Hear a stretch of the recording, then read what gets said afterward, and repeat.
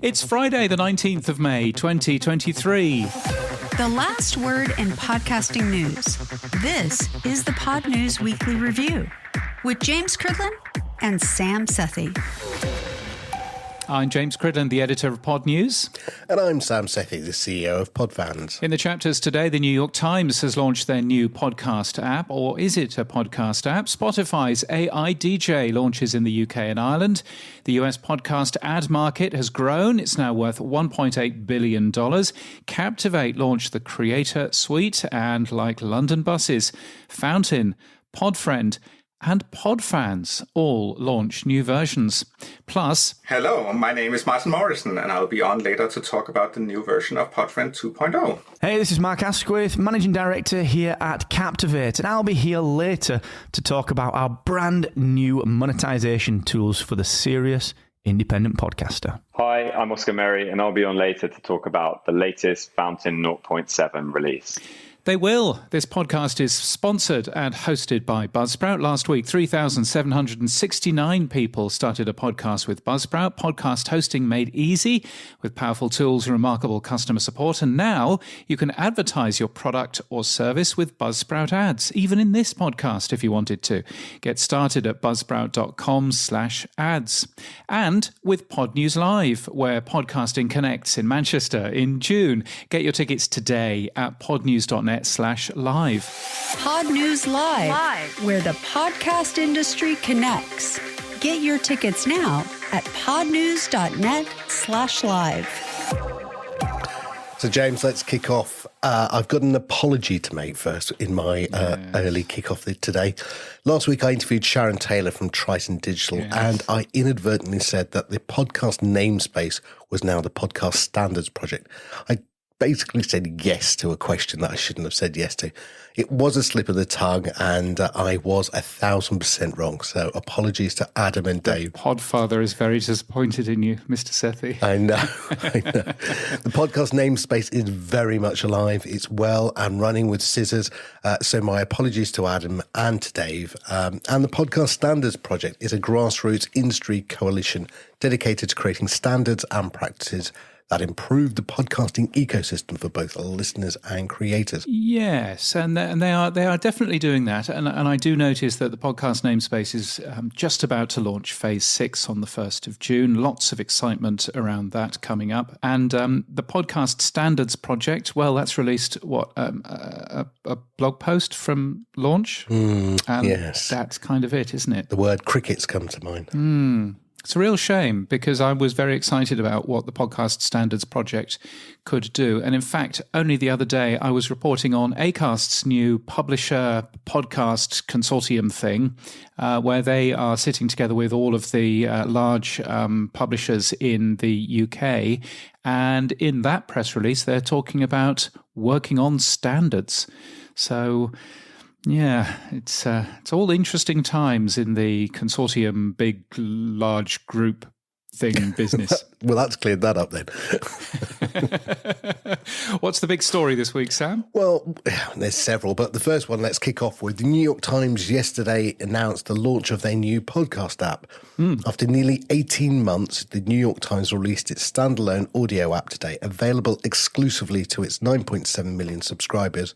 And podcasts like This American Life is going to be on there in a big way. They've got several other big podcasts that will be included in it. It feels very much like a BBC Sounds play, James. So what are your thoughts? It does. They've also launched a brand new podcast as well, which is called The Headlines. And that is exclusive on the NYT Audio app, which is the name of this app. The New York Times says, if you're a New York Times subscriber, you get all this included with your subscription. What they don't say is, you get all this included with your subscription if you're using an iPhone. And if you're using an Android, tough. Which seems very strange. It's an iOS-only app, which I think is a massive misstep. Can you imagine how annoyed the half of their subscribers will be who own Android phones not being able to access something that they're paying for? So I think that that's a bit of a mistake. But it would be interesting to learn a little bit more from the New York Times as to what their plans are there. Well, luckily, Mukul Devichand, who's leading that project, who's a friend of mine, has said he'll be on the show in the next few weeks to tell us more. Excellent. The New York Times company also published its quarter 1 23 financials, and they are saying that digital advertising revenue fell by 8.6%. Mainly, they say, due to lower revenue from podcasts. Now, I'll take a point here that Adam made a couple of weeks back. Well, I listen to Podnews daily. I listen to it every single day, and it sounds like CNBC headlines, you know? It's like, everything's horrible. Stocks are up. Blah, blah, blah, blah. Market's up. Blah, blah, blah. It's a great opportunity. It's up. Blah, blah, blah, blah, blah. Everything's down. That means it's going up. I mean, you know, it's like, We can't have it both ways, can we? The industry can't be growing and everyone leaving. Well, I think we can have it both ways a little bit. Podcast advertising revenue is growing. For most companies, it is still growing quite nicely. The IAB released their figures, which we'll get onto in a minute, which says, I think from memory, 26% up year on year, something like that. So I think we're certainly seeing that. And I have a feeling, somebody said to me something the other day in New Zealand, which I thought was a really perceptive comment, which is that every new industry has a period of just making things up as it goes along. And then it begins to understand how that industry works and then resets itself. And he said to me, are we reaching the end of the make it up as you go along period in podcasting? And I thought that was a really interesting comment, because perhaps that is what's going on in terms of staffing levels, in terms of the retrenchment that we're seeing in the US particularly, and it is the US. Are we seeing people who are basically turning around and saying, actually, no, we understand how podcasting works now. We understand how to make money out of it. And this is what we're going to end up doing. And hence, that's why we're getting rid of a ton of different people. I don't know whether you necessarily saw that at your time at Netscape or other, early companies on that side. Yeah, you do see that maturity of the industry as people start to understand, and early adopters just fall away and things become much more the norm. Yeah, I mean, it will be the same for the podcast industry, I guess. But it's sometimes funny to watch those two different messages coming out. The industry is growing, but we're reducing people. We'll watch this space. No, absolutely. Now, the IAB in the US and the UK, let's talk about that. The US podcast ad market is now worth $1.8 billion, according to new data from the IAB and the PwC. Revenue grew 26% last year, twice as fast as total internet ad revenue. You see, there you go, James, the converse story to what we were saying earlier. So it seems that the industry is growing rapidly. Unpack that for me. Yeah, it does. It seems as though the industry is growing quite nicely, and twice as fast as total internet ad revenue is certainly worthwhile bearing in mind. So a growth of 26% isn't particularly strong. I think it was about 23 or 24% last year. And so 26% for the latest figures is, not particularly massive, but still nevertheless far faster than anything else going on at the moment. But the company did say that they saw a significant slowdown in quarter 4. Now, the way that the IAB in the US puts this together is that they work with PricewaterhouseCoopers, that company that does an excellent job of paying all of the tax that it possibly can. And what they end up doing with that particular company is that they then do quite a lot of call-outs to individual podcast publishers to get them to share their figures and get some nice figures back again. The IAB predicts that the market will be $3.9 billion by 2025. There again, it predicted that the market would be $2.1 billion by 2023, and we're at $1.8 billion. So there we go. Predictions, eh? Interesting seeing the numbers coming out of the US, and at least interesting seeing that revenue was still growing quite nicely. It'd be really interesting to have a look at how those figures broke up over the 4 quarters. But of course, we're not going to get that detail, will we? No. Now, we also said last week podcast ad spending in the US is up 43%, nearly 44%. So again, that's good. Yeah, that was from SMI, which is a media analysis company. My understanding with those figures, because obviously 43% is rather larger than 26%, which the IAB said. My understanding with those figures is that they're obviously worked out a different way, but they include things like branded podcasting and that kind of stuff as well. Interestingly, from them, they say that podcasting has 26% of all online audio spend, though. So the majority is going to streaming audio, things like streaming radio stations, but also Spotify as well. So worthwhile bearing in mind there. Now, the IAB also had their upfront in New York last week, James. Anything interesting come out of it? I'd love to say yes. Obviously, the growth of the industry came out of the IAB upfront. There's lots of exciting new shows coming out. Wondering and Bloomberg announced a miniseries focusing on the FTX crypto scandal. Which I thought was weird. It's available on Wondery Plus and the Bloomberg Terminal. Who knew that the Bloomberg Terminal also played podcasts? But clearly it does. They have to do something while the market's crashing. Yes, exactly. And Sony Music Entertainment also announced a growing slate there as well. Lots of those sorts of announcements which you would kind of expect, I think. And finally, back here in the UK, the IAB unveiled a campaign against, and I say this very carefully, clickheads. Clickheads? Yes. I think it was a mistake. They have hashtag clickheads with a capital C, but actually it works better if it's clickheads with a small c because it looks a bit closer to what it's supposed to be. But the campaign is against marketers who just measure click-through rates. And I looked at that and I thought that's brilliant because that's the problem that podcasting has is that we have, it's quite hard to measure how effective podcasting is, podcast advertising is at least. So, I thought brilliant. So they'll be talking an awful lot about podcasting and audio and all of that kind of thing. No, it doesn't mention podcasting or audio once. So that's a bit of a missed opportunity, I think. Now, moving on, our sponsors, Buzzsprout, they've got a enlarged podcast advertising tool. That sounds very painful. I hope Albin's all right. Yes. Yes, it now allows up until this week you've been able to advertise your own podcast on Buzzsprout ads. Now you can advertise businesses, products and businesses. So if you want to go and advertise the stuff that you have for sale, then go for it. Buzzsprout is now allowing that. Buzzsprout.com/ads. Your ads will appear in here if you target it correctly. Unless, of course, you have gone and bought the ad-free version at apple.co/podnews, iOS only. It's a nice thing to see Buzzsprout enlarging that. It's a nice tool. I'm not necessarily sure how many people are using it, but certainly being able to use that sort of thing is a nice plan. Now, talking of platforms and advertising and monetization, podcasting, hosting and analytics platform Captivate has launched a new membership and tipping product. It allows podcasters to launch subscriptions and receive income directly from listeners. Yes, it's called the Captivate Creator Suite, James. What do you think? Yeah, it's very smart. Captivate, I think, have so much stuff now.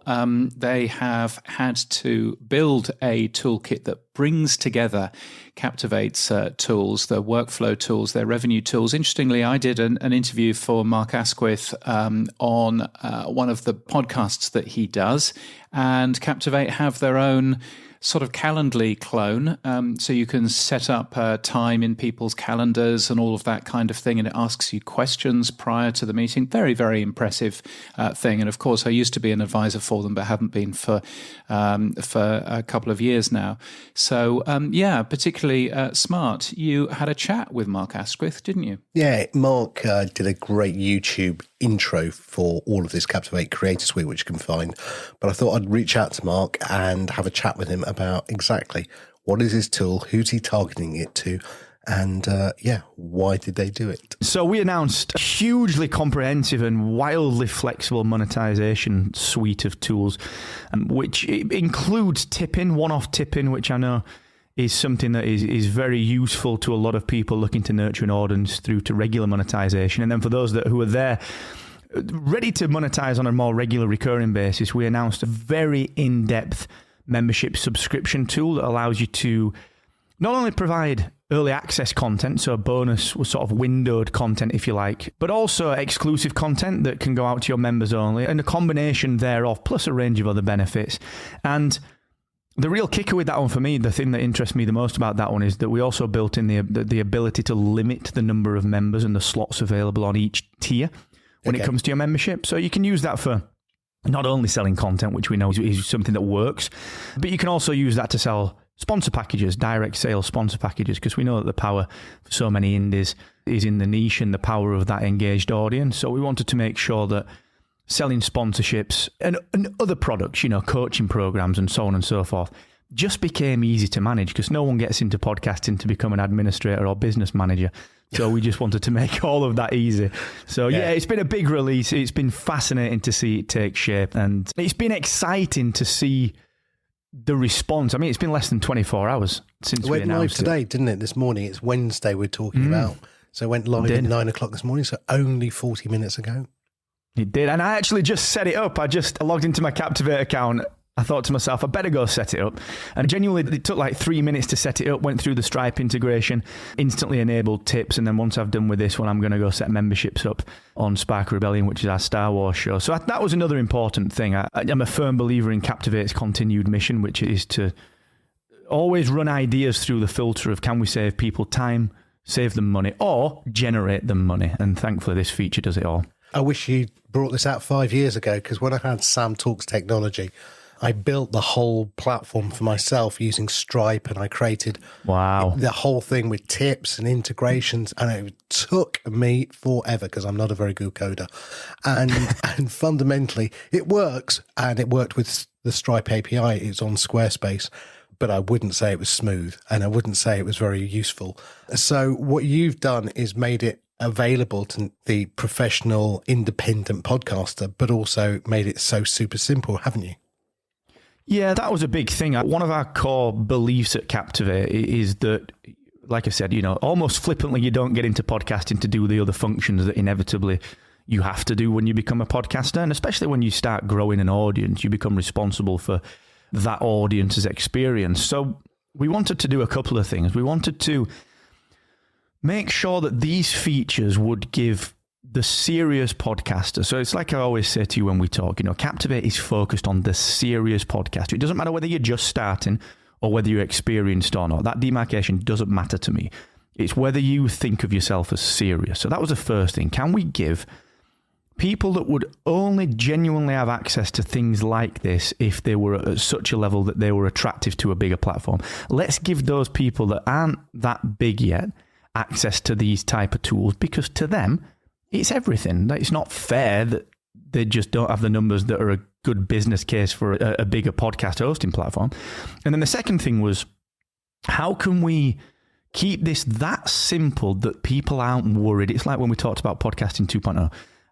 Keep these features simple enough that they aren't worried about setting them up. Oh, I don't have time. I can't manage this, which is something that we really achieve very nicely. And as a bit of a bonus that goes along with that, obviously we're responsible for the technology behind the scenes of some of the biggest shows in the UK, things like the News Agents, all the LBC shows.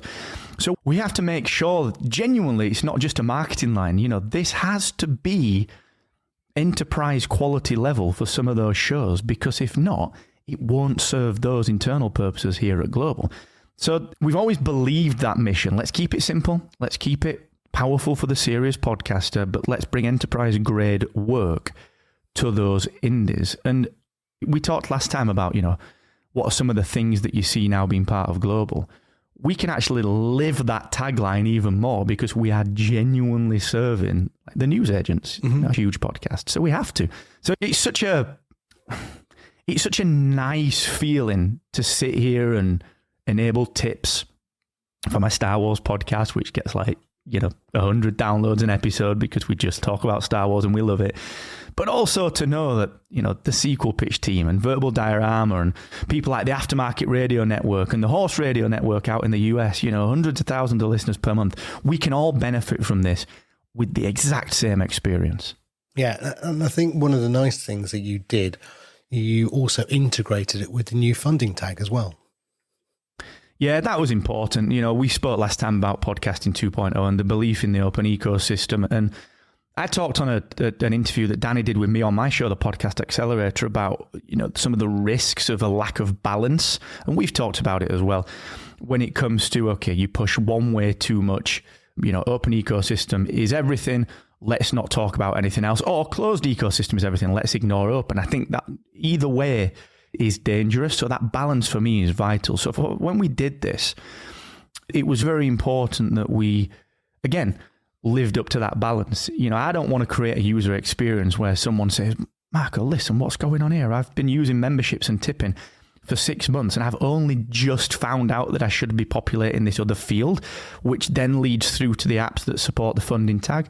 So it was a really important piece of the puzzle. And the irony of that part is that it's a tiny bit of development work. You'll know this, it's not a huge job to do that. It's more about being thoughtful, because like I said on the 2.0 chat that we had, a lot of people don't really know about these things, and the percentage of these features and these tags that are going to stick will be completely reliant on people seeing the benefit from them. And if I find my podcast, the button that says funding on my friend's podcast is not enabled for my podcast because Captivate just didn't think enough to automate that for me. That's a failure on our part. So we wanted to avoid that. We wanted to help the people that aren't yet into podcasting 2.0, so that when I chat to the founders of the apps and talk to you and talk to James on things like the Accelerator and on this show, I can start to say to people, actually, here's why podcasting 2.0 matters. Because again, it's about bringing features to the masses that will help you and your audience. So it was a small development feature, but it was a huge thing mentally for us to be able to do that. Yeah, I actually don't think most people should even know anything about the podcast namespace or any of it. They should just see it as a feature that you've added. I always say complexity has failed simplicity. And if it's complex and it's hard, then you and I and anyone else involved in the bleeding edge of the namespace podcasting 2.0 has failed, because we have just assumed, why don't you click that, do that, jump through that hoop, twizzle round. No, it's going to be, it's an obvious benefit, as you say. So one of the things when I was listening, and I know the answer, but I'd love it from you, actually, it doesn't support things like micropayments and digital wallets. Is that another example of too far too soon? Yeah, there are a lot of features that we could have put in there that we will add. We've got a 1.1 already planned and that has actually already started work like 3 minutes before this went out to production. So the short answer is yes, it's too much too soon, because we've got a duty of care to educate people on how best to use this. And if we've got to then educate on actually what is this micropayment, what is V4V, what is all of this other stuff that I may be unfamiliar. Like, we all know what money is. We know how our bank accounts work. We know what happens when I put my card details in to a subscription service and receive something in return. So yeah, it was something that was just a little bit much, a little bit too soon, but it's something that we will roll into this. It's something that we'll start to consider how best we can do this. Because one of the unseen things that I actually mentioned as well on the live stream, but almost in passing yesterday, was that behind the scenes we integrated Stripe Marketplace, as you talked about when you built your own solution out. The Stripe Marketplace is, once that's integrated at account level, and I've just done that for my podcast, it will power all of the podcasts within your Captivate dashboard, because we're a multi-host platform. The fun thing with that is that we can start to support micropayments, of course, but we can also start to support products. So memberships, tipping, they're a very specific way of generating a diverse range of revenue. Sponsorships, they're the same. But also, podcasters largely want to sell products, whether that's physical merchandise, whether that's coaching, whether that's services or whatever. We can start to support that now. So we've got things like paid for guest booking. So, we might start to say, okay, I will do 3 guest slots a month for free, but if you want this premium slot on this 1 hour episode, whatever, we'll charge you whatever, 50, 100, 200 bucks for it, whatever that might include. And that's really simple for us to include now. The same with, this is actually part of the plan. This has been part of the plans for like 4 years now. So when we rolled out things like the network features, well, what if I want to now charge for feed drops? Mm-hmm. When we rolled out Amy, the dynamic content platform, well, actually, what if I want to charge for spot ads? What if I want to charge for trailer swaps? And we can report on the impressions. So this was all sort of planned, but when it comes to bring it back to that question about micropayments, it was all the same challenge. Memberships and tipping are something that people are familiar with. You subscribe to Netflix, and I tip my waitress, I tip my bar staff, and I'm used to the concept. So it's about the softness of education. How can I get people making money quickly so that they feel confident in the system? And also, my responsibility as the person that works on Captivate, but also is sort of the bridge between Captivate and the people using it. I want people to feel good about their podcast. If I start a podcast today and I put my first episode out and I get a tip, oh my word. Imagine that a few years ago. It's crazy. I would love that. Yeah, no, it's that sentiment back, that's affirmation that you're doing something good, isn't it? It's that pat on the back, what we all love having. So you talk about where you've got it today. I can't really think of too many other things you want to add to it, really. I mean, it feels very much, you've got this subscription, you've got the way that you've done it. I suppose, is it further integration with Amy? What else will you do with this without trying to get your roadmap out of you early? Oh, no, that's all right. I think it's good to talk about this anyway. I think I'm rarely shy about the broad roadmap. It's often the specifics of how we execute things that I leave until the reveals, just because the Captivate ethos has always been that we should think differently and think more thoroughly than the other hosts are doing. And that's not to sound flippant or even arrogant. It's for two reasons. It's that it keeps us good and it gives the podcasters the very best, okay? But it also... This will sound a little bit overcocky, and it's not intended to. I think part of my job is to be the face person. It's to be the person that shouts about things. It's to be the person that gets people excited about things. That is genuinely part of the job. And if I can help other hosts to think, oh my word, we should do that, just like other hosts have done that for us, all ships rise and every podcaster benefits. It's not just Captivate podcasters. So I know that's a mild digression, but that's the ethos that we use. So we are going to be doing things like adding paid for feed drops. We're going to be doing things like obviously integration with Amy, because we control the whole ecosystem. Like ad-free content is much easier because it just is. Because Amy is the thing that puts the ads in. So we can work on that sort of thing. I also want to make the ability for people to promote their subscriptions, their memberships and their tips much, much easier. So as an example of that, one of the really fun features that I'm excited about, because my barometer is, will it save me, the lazy podcaster, time? I'm like the avatar for Captivate. Am I lazy enough to want this feature? Yeah. So it will be things like, okay, I can use Captivate's baked-in ad painter. So essentially the tool that will allow me to paint over my audio, so from minute 10 to minute 15. And I will be able to tell Amy and I'll be able to tell Captivate that, look, this bit of the podcast is actually exclusive.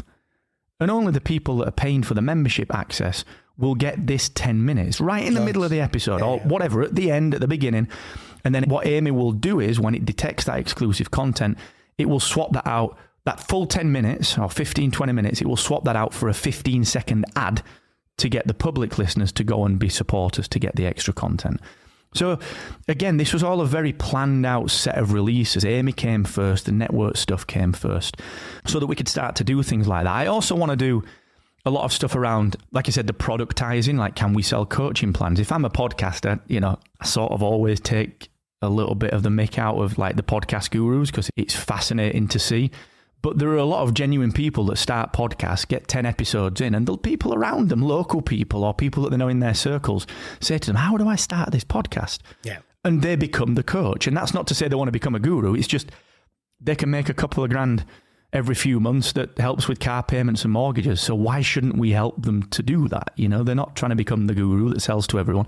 They're trying to help people that are asking. So I want to be able to allow people to sell that kind of thing as well. So there is a lot that I want to do. I want to add a lot of things like custom redirects in there so that people can say, right, here's an opportunity for me to onboard someone to something that I'm selling so that the podcast experience is maintained throughout a membership, for example. So there is a lot that we want to do. And that's why the 1.1 stuff has, frankly, that started work today, Brilliant. Look, Mark, where can people find out more about this? Where would they go? So you can actually find the Captivate website as normal, Captivate.fm. But what you're going to notice on there as well from today, there's a brand new page on there which will tell you all about the range of tools that we have pulled into what we're now calling the Captivate Creator Suite. So the Creator Suite is all of the tools that are unique only to Captivate. So things like guest booking and interview management, dynamic show notes, episode planning and research, the dynamic content engine, the baked-in ads painter, and of course, memberships and tipping. We've bundled them under what we're now calling the Captivate Creator Suite. So head over to Captivate.fm and find the Captivate Creator Suite. And this will tell you not only about memberships and tipping, but it will tell you about all of the other workflow and planning and all of the other serious tools that you can access for free as part of your Captivate platform. Well, all I'll say, Mark, is may the force be with you. Now, congratulations on that one, Mark. It was great. I actually followed through the whole demo, and I highly recommend going to look at the video, which I assume is available on the website as well as just through YouTube.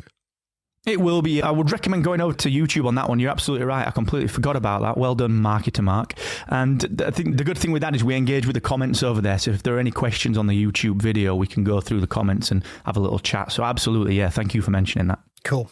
Well done, Mark. Speak to you soon, mate. Take care. Thank you. Cheers, Sam. Mark Asquith from Captivate. Captivate.fm is where you can find out more information. They have said that they're not supporting value for value yet and micropayments. That's right, isn't it? Yeah, look, I get it. Look, I'm a massive advocate of V for V and micropayments. You know, anyone who listens to this podcast will know that.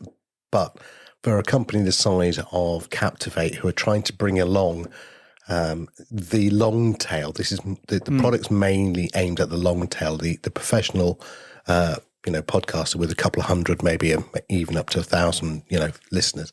And to introduce value for value and micropayments while they hadn't introduced any other form of monetization would have been probably a leap too far. Yeah. So I think it's a good bedrock, though, for them to then later on, maybe in 6 months' time, bring out the idea. Now you're making money. Here's another way to make money. So I can see it being a bedrock. But the good news, they are supporting the funding tags. They automatically turn on for the tipping part, the use of the funding tag. They are, yeah. And I do wonder, I'm sure that Adam Curry is listening to this right now. I'm looking forward to our weekly crit session on the Podcasting 2.0 podcast. But I'm sure that Adam is listening to this right now and going, tipping. Why are they saying tipping? And I would agree with him. I wonder whether there is a better word than tipping. And I wonder whether one-off payments is clearer and would actually lead to higher numbers than the word tipping, because tipping is, it's $1 in the, in the glass in the coffee shop, isn't it? It's nothing much more than that. So I think one-off payments is perhaps the phrase that, if I was still an advisor, I would have said. Captivate do keep a very small amount. I think from memory, it's 3% from tipping and 12% from the membership service. But I reckon that they could make people more money if they called it one-off payments rather than tipping. But who knows? How I was thinking about, how does this compare and contrast to what Buzzsprout brought out earlier this year? We had subscriptions to, Podcast Weekly Review. We had, how do you think they compare? In are they apples and apples, or are we talking different products? I think that they are very similar. I think Captivate is using Stripe, which is a good system under the hood. Buzzsprout appears to use a sort of a PayPal type approach. Certainly for somebody outside of the US, which is very, it's very accessible, but not necessarily sure that it's using the very latest tech. And I think Stripe allows you to do some quite smart stuff in the back end there. But but I think that they are quite similar from that regard. I think Captivate, they seem to have a very good UX person now who's really focusing on just making it clear and simple and straightforward, as do Buzzsprout. So I think, interesting to watch both of those services going on. Mm-hmm. Now, BBC iPlayer, I think you had something to do with it in the day. Just a little note I saw. The Diary of a CEO is now streaming on BBC iPlayer. It's becoming the first independent podcast to stream on the platform, which, again, Is this a step towards the BBC taking their podcasts and bringing it into a YouTube type environment? Yes, that's weird. So if you're outside of the UK and you wonder what on earth we're talking about, BBC iPlayer is the TV player that the BBC has in the UK. And of course, BBC Sounds is their music, radio and podcasts thing. It's a fascinating question. They are hosting 10 episodes from The Diary of a CEO, non-exclusively, to expose the podcast to new audiences. So the BBC has essentially just bought 10 of those particular episodes.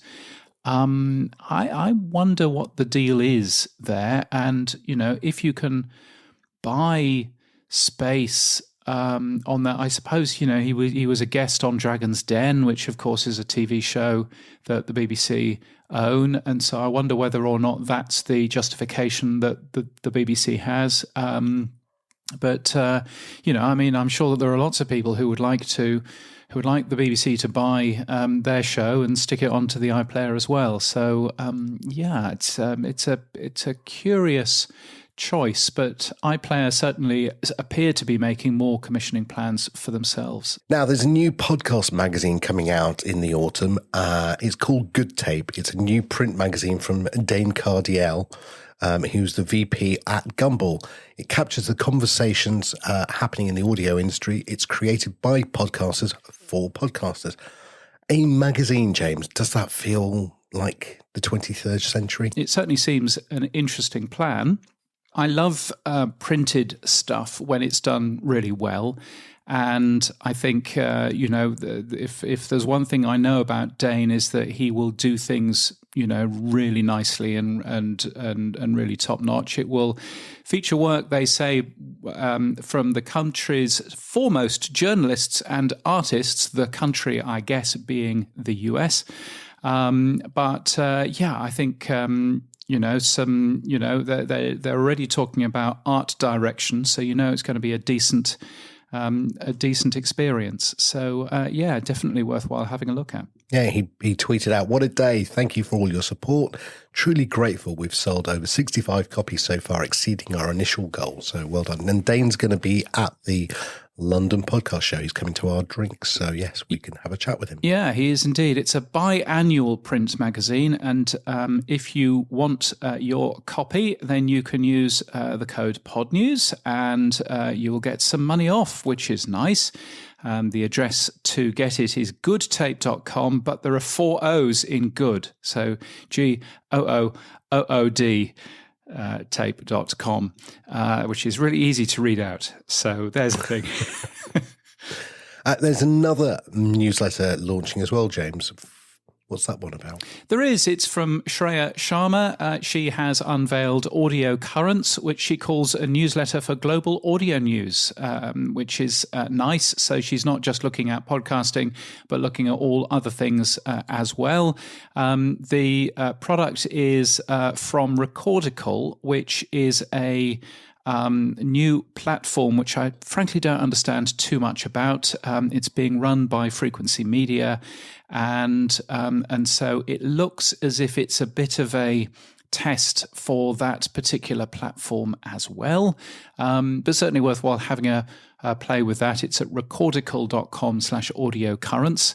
And Shreya, of course, has been a writer for Inside Podcasting and various other online things as well. She's a good writer, and I, for one, am quite interested in seeing something which is a little bit more focused on all of the audio out there rather than just podcasting.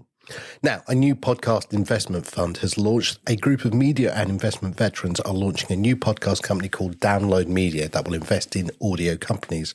The company is co-founded by Chris Peterson, formerly the Executive Vice President of Podcasts at iHeartMedia, in partnership with Red Seat Ventures, a consultancy that helps creators build digital businesses. Do you know Chris at all, James? I don't know Chris at all, although he used to be a reader of the Podnews newsletter. He may still be a reader of the Podnews newsletter. I hope he is. Download Media appears to be a bit like PodX, but in the US. Would that be a sensible summation? Yeah, I think so. I think one of the things they were talking about, they're extremely excited to announce a new venture where we'll be investing in the future of audio. We're looking to invest into great content creators, networks, tech, and anyone that believes podcasting is still in the early growth stage. I think they don't have a great deal of money to invest, though. I don't think they raised a massive amount, so it will be seed rather than Series A or higher. But I guess you have to start somewhere. Yeah, I guess so. I think it's really interesting. It's in partnership with Red Seat Ventures. So there is a larger company which understands how this world works. And he was talking to Axios, talking about running a Series A, as you would kind of expect. Fascinating to see European business models being rolled out into the US. Now, Google Podcasts, if that's a thing anymore, a new podcast search experience in Google is being rolled out in the US. So we won't find about it. Users on mobile who search for generic terms like kids podcasts or news podcasts now get individual podcast cards, which when clicked on include links to players like Spotify, Apple Podcasts and Google Podcasts. Strangely, nothing about YouTube, James, though. Yes, strange that, isn't it? Who knows what's going on there? It's a really good experience, actually. You can get this new podcast search experience with a US VPN. And being able to link, there are two things that I find curious. One of them is that it doesn't contain any links to YouTube, and it's built by Google, who own YouTube. Duh. The other thing, though, is that links, given this only appears on mobile, either on tablets or on mobile phones, I'm fascinated to see that links to Apple Podcasts appear on Android devices. What's going on there, then? I mean, they work. It goes to the web experience. Does that mean... Oh, it can't. I'm sure. I'm sure it can't. But anyway, nice to see, it's got links to Spotify, to Apple Podcasts and to Google Podcasts. Interestingly, when I looked at it, Spotify is marked free underneath, Apple Podcasts is marked free underneath, and Google Podcasts is not marked free. So I don't really understand what's going on there either. But great to see a rather better, more interesting search experience than the one that the rest of the world has to put up with at the moment, which is just sort of random mentions of those podcasts on websites. I remember a few months ago people talking about the way that Google works internally, because I've never worked there, and the thing about developers having to produce a product and then that going and getting enough traction to be a released product. And if they're successful in doing that, they probably get a promotion or they get some more shares or a pay rise, whatever. Yeah. And then those products are left to die on the vine because they're like side projects that someone's managed to push enough through the old, Google door. And this feels like it. It's like, oh, yeah, I'm going to put something out. It'll work here. And, do we do YouTube? Oh, yeah. I can't be bothered. Yeah. And also, to be fair, the YouTube access to the YouTube API is really quite hard, even if you do work somewhere else in Google. And I don't think anybody has quite worked out how to link a podcast, when you see a podcast, to a listing in YouTube yet. So, perhaps there's a product there, I guess, but certainly Google don't seem to have a very good track record recently of actually promoting their own thing. Google unveiled a new household tablet with a dock last week, which is quite a smart device. And during the launch, the company promoted Spotify as a way of listening to podcasts on it rather than YouTube. And the Made by Google podcast has returned this week. By the way, they're switching from Podigy to Acast as their host. But the announcement from Google tells us to subscribe on Google Podcasts, of course, Apple Podcasts, Spotify, or wherever you get your podcasts. So obviously the Made by Google podcast isn't promoting the podcast platform that is made by Google, which is YouTube. It's a good thing they know what they're doing. Oh. Come back, Sergey and Brin, that's all I'd say. Right. Rumble, not a platform I've ever been on, but let's get ready to rumble is the title. Online video platform is getting into podcasting with the acquisition of Callin, a social podcasting. Yes, I think it's Callin. Right. I think it's Callin. That makes sense. Yeah, yes. It's a social podcasting and live streaming platform. Apparently, it's got 1 million users. Frankly, that's passed me by, although the fact that it's just been bought by Rumble seems to suggest that it's a good thing that it's passed me by, given that Rumble owns Donald Trump's Truth social network. Truth. Donald Trump and Truth. I just said Donald Trump and Truth in the same sentence. And we'll be banned somewhere now. Yes, and the video platform is popular. Rumble, that is popular among American right and far-right users. I'm reading this from Wikipedia. Don't at me. I guess it's just that YouTube is adding podcasts, and Rumble, which sees itself as a competitor to YouTube, it also wants to add podcasts as well, and perhaps that's the way that they're going to do it. Callin appears to have an awful lot of podcasts on there, but I don't recognize any of the podcasts, so I don't know whether it's a special thing that you need to upload separately to. Or not. I don't fully understand it, to be honest, but I'm also not that interested. So there is always that. Okay. Now, quick whiz around the world. In France, Paradiso Media has acquired a Binge Audio. Who and what, James?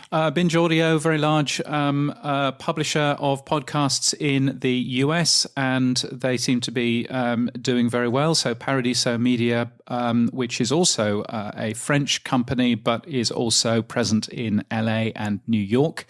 So podcast consolidation going on there. A bit more as well. In France, our audio monetization and distribution company, Audion, has acquired the Italian audio production company, Montre. Or Mentre, as perhaps they pronounce it. Yes, Audion is doing all kinds of stuff. It's also just announced Audion 360, which claims it's the first to merge a podcast content management system, a text-to-speech solution for print publishers, and an integrated proprietary advertising platform. Yay!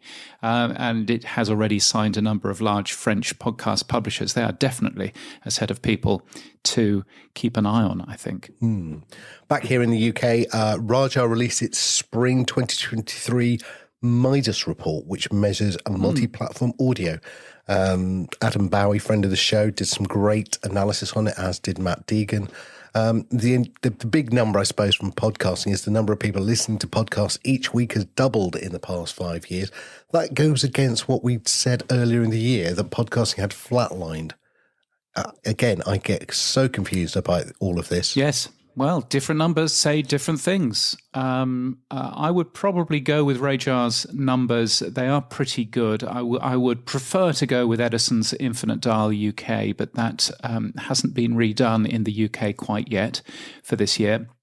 But certainly looking at this, I think what I'm more interested in is, yes, the number of people listening to podcasts each week has doubled, but what Midas also measures is the amount of time that people spend with podcasts and with other audio platforms. And there are some people out there who will tell you that the number of people and the time that they spend listening are linked. But this shows that that's not the case. The time spent listening to podcasts has increased more than double, up by more than 2.3 times. And I am much more interested in the total time spent now with podcasting, and any data that gives me that, I'm far more interested in than just someone who claims that they have listened to a podcast at some point over the last year, which I've genuinely seen somebody else produce. So much more interested in that sort of thing. Other bits of information: just 1% of all audio played on smart speakers is a podcast, which is interesting, and I think goes to show that UX on smart speakers is pretty poor. And 80% of podcast listeners in the country listen to just between 1 and 3 episodes a week. So there's a thing. Still in the UK, just a couple of congratulations. The podcast company Mags Creative is celebrating its 10th anniversary. Well done there. And also in the UK, Fresh Air has been named as one of the best small companies to work for in the UK by the Sunday Times. Neil Cowling, who is the CEO, said, "I honestly couldn't be prouder of this. When you grow a small business, you have the opportunity to build a culture from scratch, and then the extraordinary humbling privilege of other people choosing to dedicate their working lives to shaping that further with you." So congratulations to Neil as well. Yes, and congratulations to Tink Media, Lauren Purcell, who they were voted Best Podcast PR Company by the Quill Podcast Awards. And so say all of us. So many congratulations. One thing I did notice on the bottom of one of their very recent releases was a really simple paragraph explaining what a podcast was and how to get one. And I think that we kind of forget that. And it was a really simple paragraph. I rather boringly said, you might want to say subscribe and follow rather than just subscribe. But apart from that, I thought it was just a brilliant thing. So well done to them. In Africa, there's a bunch of interesting stuff going on there, including a podcast tour in Zambia. We mentioned that a couple of weeks ago, but Muzinga Kankinda has been there and really enjoyed it. So we linked to that from Podnews this week. Also, a look at the podcasting industry in Africa as well. And of course, all kinds of stuff going on in New Zealand and Australia. I was in New Zealand over the weekend, which was great. Very much enjoyed that. And there's the New Zealand podcast report, which is out, or podcast ranker out from Triton, as well as the Australian podcast ranker out as well. You'll find both of those at tritonrankers.com. Rather sadly, the Australian podcast ranker still doesn't have the ABC, who said that they had were definitely going to be in it this time. Honestly, Your Honour, cross our fingers, but they're still not there, which is a great shame. And finally, in the Netherlands, Podimo is celebrating its 1-year anniversary in the country, claiming 13 million hours of podcasts were listened to in the first year on the platform. Again, great figures to end up seeing. Now, job news, James. What's been going on? Yes, Teresa Elliott has been hired as the new Chief Revenue Officer at Ad Results Media. She'd been at Spotify for 8 years. UCL is offering, which is University College London. University College London. Yeah. You're an alumni of that, aren't you? No, I'm City University. That's the other one. That's City. Yes. Yeah, it's very confusing. All very confusing. Anyway, UCL is offering 10 scholarships to students with links to East London who want to study a master's degree in audio storytelling. The scholarships cover tuition fees and a living allowance as well. It's pretty good. You'll find a link to that today if you want to take advantage of that. Not really a job, but nevertheless something for you if you want a job in the future. Seb Rennie, who was hired by Southern Cross Austereo, the big radio broadcaster here in Australia, as looking after listeners' commercial side, is now to be Southern Cross Austereo's new Chief Commercial Officer. So he's been moved up very, very quickly, which is interesting to end up seeing. And of course, Elon Musk has a new CEO that he can fall out of love with and fire in, 3 months' time or whatever. The poor woman's name is Linda Yaccarino, who's done all kinds of other things as well. So it's called the Glass Cliff. That's what it's called, James. She's been brought in to do, and in terms that people use. So women are allowed through the glass ceiling when the job is awful, right, and then they're allowed to fail and then fall off a glass cliff, and then everyone then points the finger at them and says, see, it was her fault. And that's pretty much what this one is going to be. He's going to allow her to fail badly, drop her off a cliff, and then go, I'll have to take over again. Yes, it's all very depressing. So anyway, Space Karen, as some people call him. What's the other thing that people call him as well? I don't think we can. We get explicit rating otherwise. No, there is that. I got away with a slightly rude word last week just by editing out the vowel. Don't think I could quite manage that. Anyway, if you're looking for a job, Podnews has podcasting jobs across the industry and across the world, and they're free to post as well. It just takes 2 minutes to add a new role, and in fact, I've seen quite a few this week. Podnews.net/jobs is the place to be. The tech stuff on the Podnews Weekly Review. Yes, it's the stuff you'll find every Monday in the Podnews newsletter. Here's where we do all of the tech talk. What's going on in terms of tech then? Oh, loads. Let's start off with some very quick ones.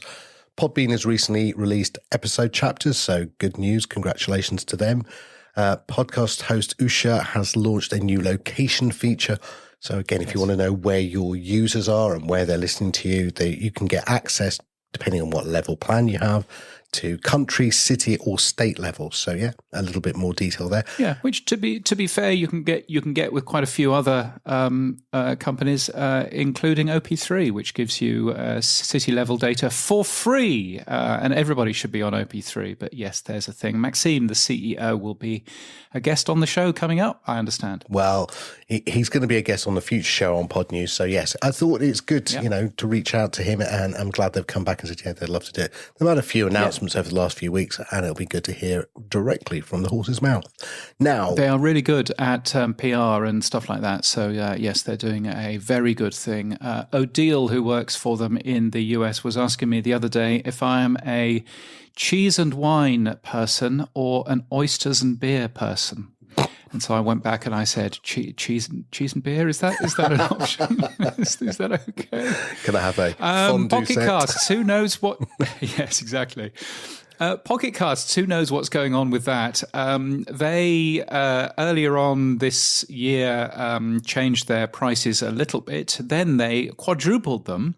Then they said that that's only for new subscribers only, but if you're a current subscriber, you're still being given renewal notices from Google Play saying you're going to be paying the big price from here on in.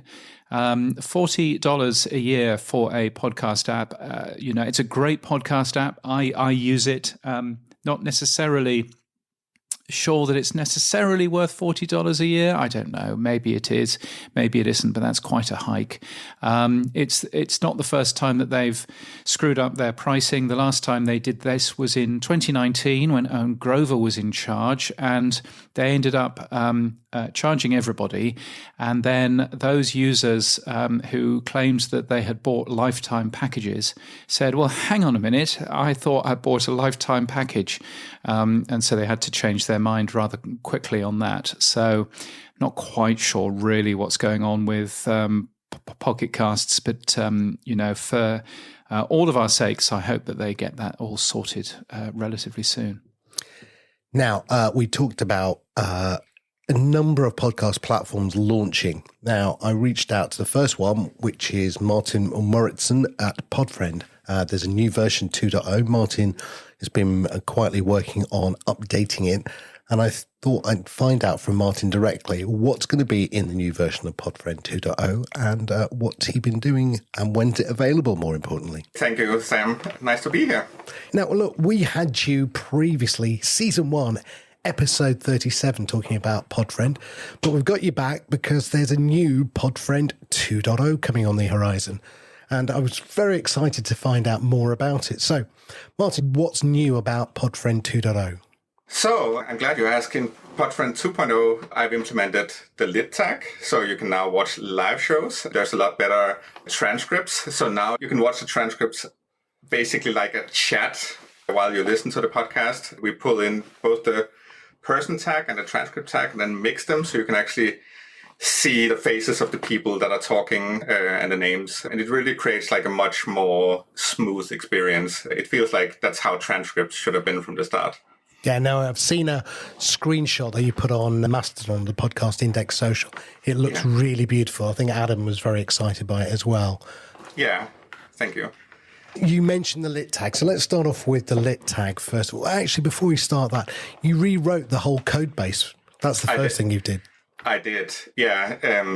The first version of Podfriend, I was enthusiastic about it, coding away, and I made some architectural decisions that just made it very hard to build on. And in the start, you take those shortcuts just to get speed, and then at some point it starts to bog you down. And I hit the point where, well, actually, maybe it was more also like a developer experience. It just felt like, it was annoying for me to add new features.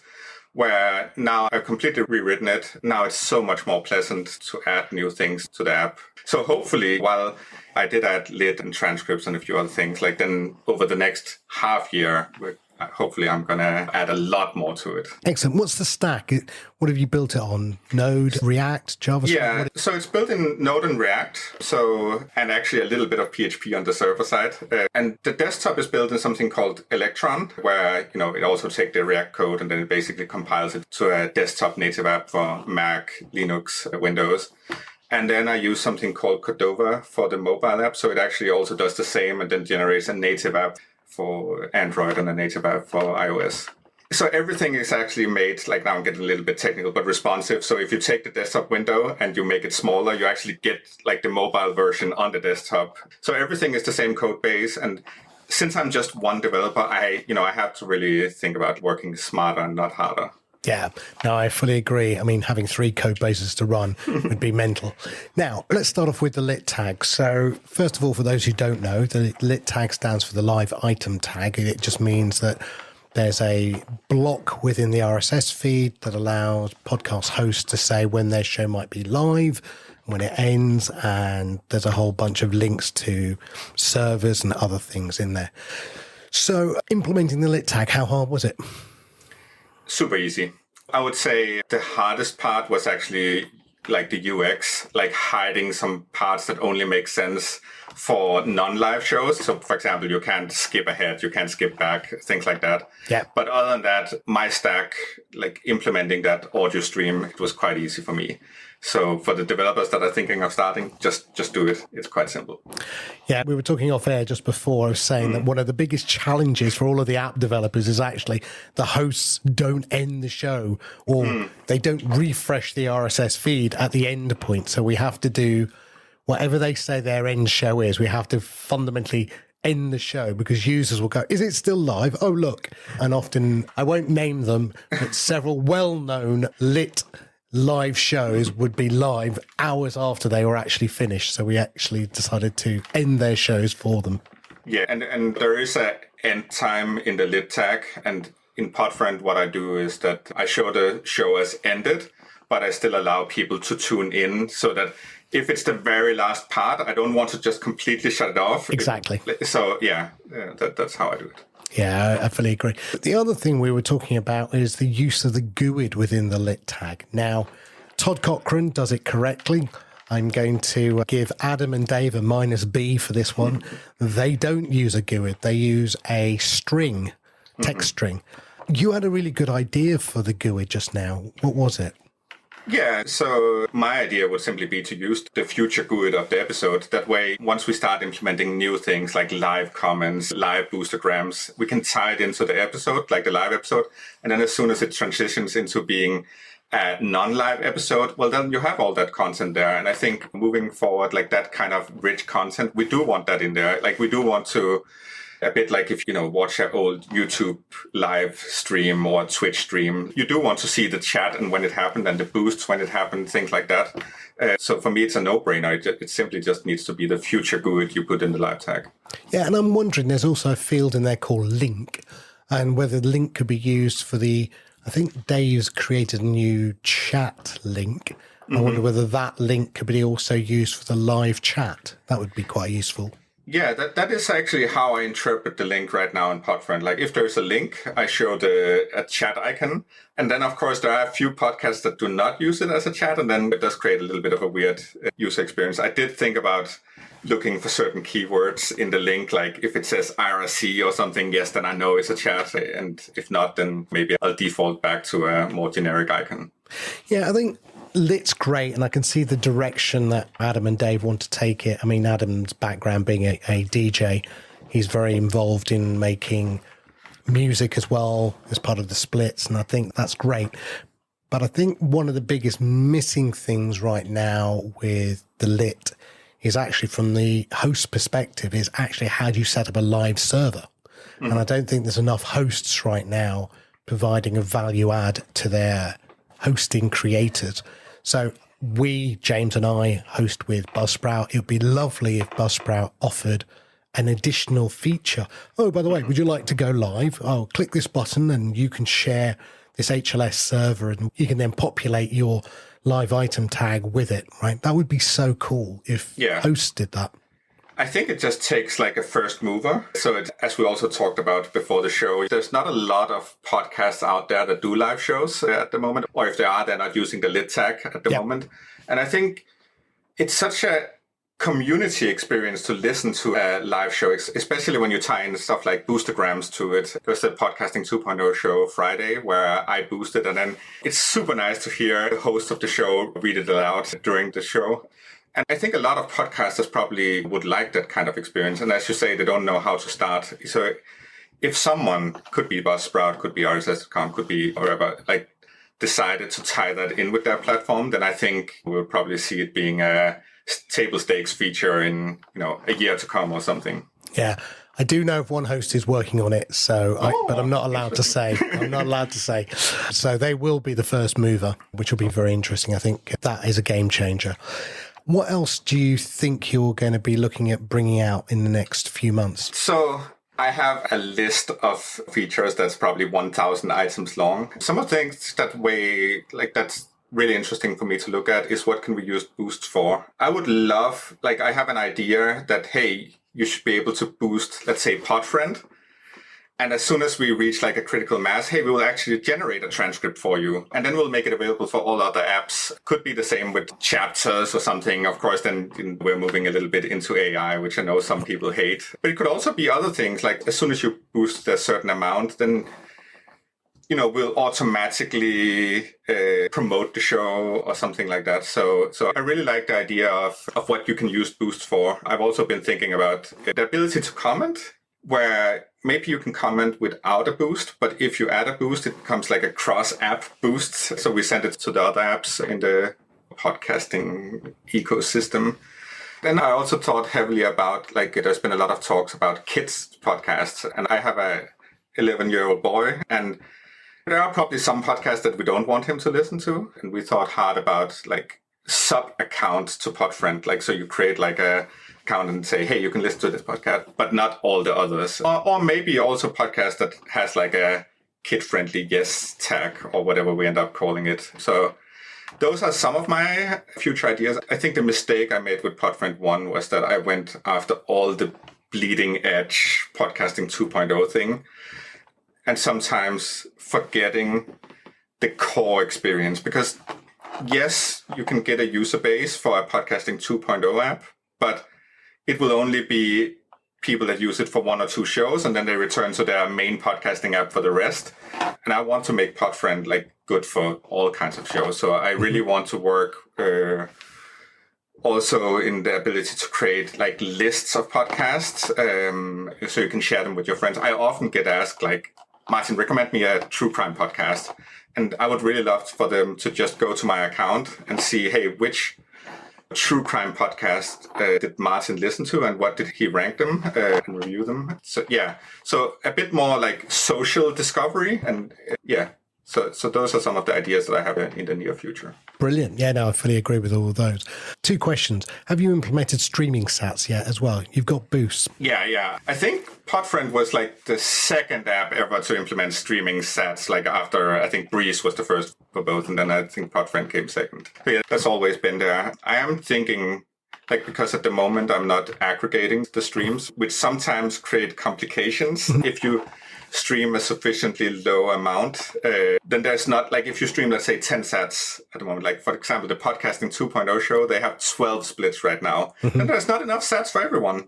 So I'm thinking a little bit how to bundle and do that smarter. I know some of the other apps, they save up a payment until there's at least 3 sats for a recipient, but then I have been thinking, then you lose a little bit of the live feeling, but maybe that's okay. So that's certainly something I'm going to be looking at as well. Yeah, with Podfan, we are umming and ahhing on that as well. We've set a limit of 100 sats per minute streaming and 100 sats for a boost as a minimum, unless you do nothing. I mean, you can put the value to 0, but we don't want people doing 21 or 23 sats.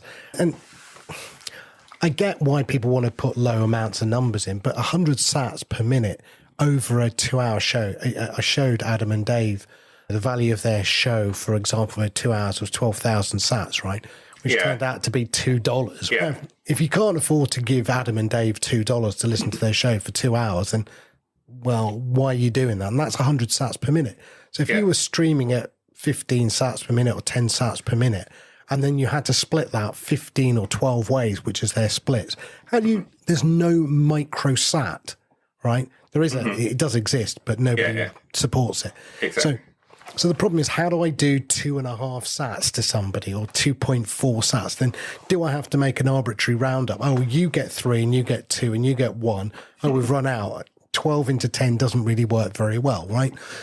So we've decided, rightly or wrongly, and we'll get feedback, to set it at 100. And we think the industry should move the bar up. We should move the bar up.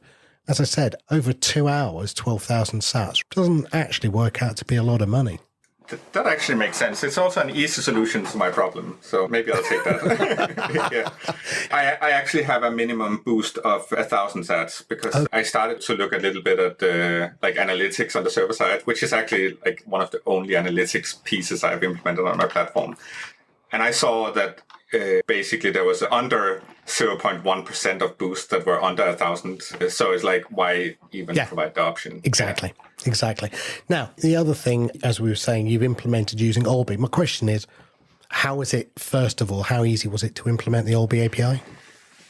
So now we're getting into an interesting discussion. Like Podfriend used to use LNP, which I actually quite liked because the implementation was quite easy back then.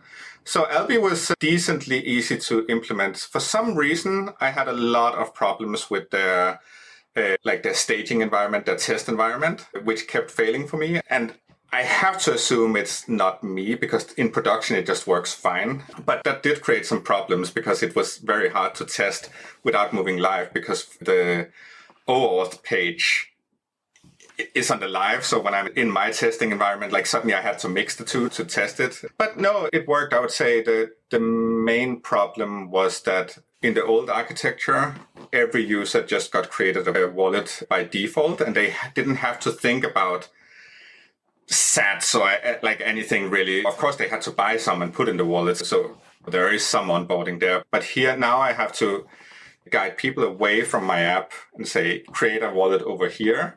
And then you kind of lose control of the onboarding flow. So I try to do an upfront onboarding and say, hey, now I'm letting you go. Now you have to go in here and create a wallet yourself. But I know also in my day job that as soon as you send people over to a third-party system, a lot of them are not going to come back. And I'm a little bit frustrated by that. I hope in the future that I can talk with the LB people and maybe we can... It would be nice if we could create like a temporary wallet. And then as soon as the user is ready to, hey, I want my own LB wallet, like then they could take the key from the temporary wallet and like turn it into a real wallet or something like... it's definitely something I've been thinking about. And I actually reached out to Oscar Mary from Fountain to ask them what they were using. They use a system called Zebedee. And it's a lot closer to LNP, but they don't have the concept of user wallets. So you would have to basically manage everything virtually. Yeah. And I can just see so many problems, like some error on the server side, and then you're boosting for James Cridland or something, like from his wallet or something. Like, no. I fully agree that Boomi and Moritz over at Olby have got to do more for the onboarding. I've sent them multiple messages saying that the way that the handoff works is very messy right now, and they have promised to update it, but so far, we've seen nothing. So in the same way as you do it, the user onboards, we then go off to Olby, create a wallet, authorize the wallet, then come back. So we've got a return path into our platform. That's fine. But then it doesn't create the Lightning address. So then the user has to go off again to create the Lightning address. And at which point we lose them in the ether because it doesn't have a return path into us. Yeah, and I think at that point, the user has already authorized you to act on their behalf. So if they just created an endpoint that we could call and say, hey, create Lightning address and give me the result, like that would be great. I do want to give a shout out, though, to Alby, like that they had great customer service. Like I even reached out on podcastindex.social or on Mastodon to Boomi, and he replied within minutes to a few technical questions. So that was awesome.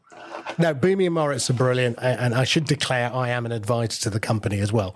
So I should be very transparent on that one. But that said, I think they are focusing also on integration with Noster, which is something that is very interesting, by the way. I'm not sure if you're aware, but within the Olby API, you can pull the Noster public keys in as well through the API now.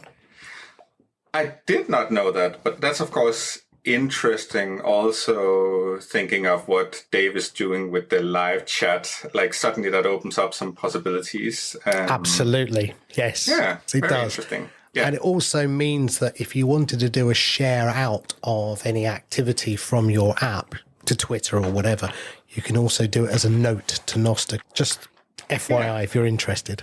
Yeah, no, I love to be on the bleeding edge of things. As I said, I do try to balance it a little bit now, but I think those community aspects like chat, comments, which in my mind, like maybe they can be the same things. Like what is fundamentally different from a comment to a chat line? Exactly. I think they could be the same thing. The question, of course, becomes like, where do we store it? Like, where do we, keep it? And there are already infrastructure out there that we could use. Yeah. So for me, it's interesting to look at those. And I see the activity pub on the Podcast Index website, like it's moving forward a little bit, but it's still like, it feels so close, but so far away. So, yeah. Yeah, I mean, I'm not really, you'll probably see, I'm not really engaged with that community over there on ActivityPub because I just find it very difficult. I've used multiple clients like Ivory and others, and I still just don't warm to the platform completely. And I like the Noster platform, although I think it's very embryonic. I like it for a couple of things, which is it has Lightning payments, micro payments within it as well. So there is a potential for the chat to become a payment so that you don't have spam coming back in. And there's lots of other things. But anyway, so given that you're building all this stuff, when do you think it's going to be available? Are you in beta now with people? When's it going to be released? Yeah, it is in beta with a few people, friends of mine. But the problem really is that I'm basically...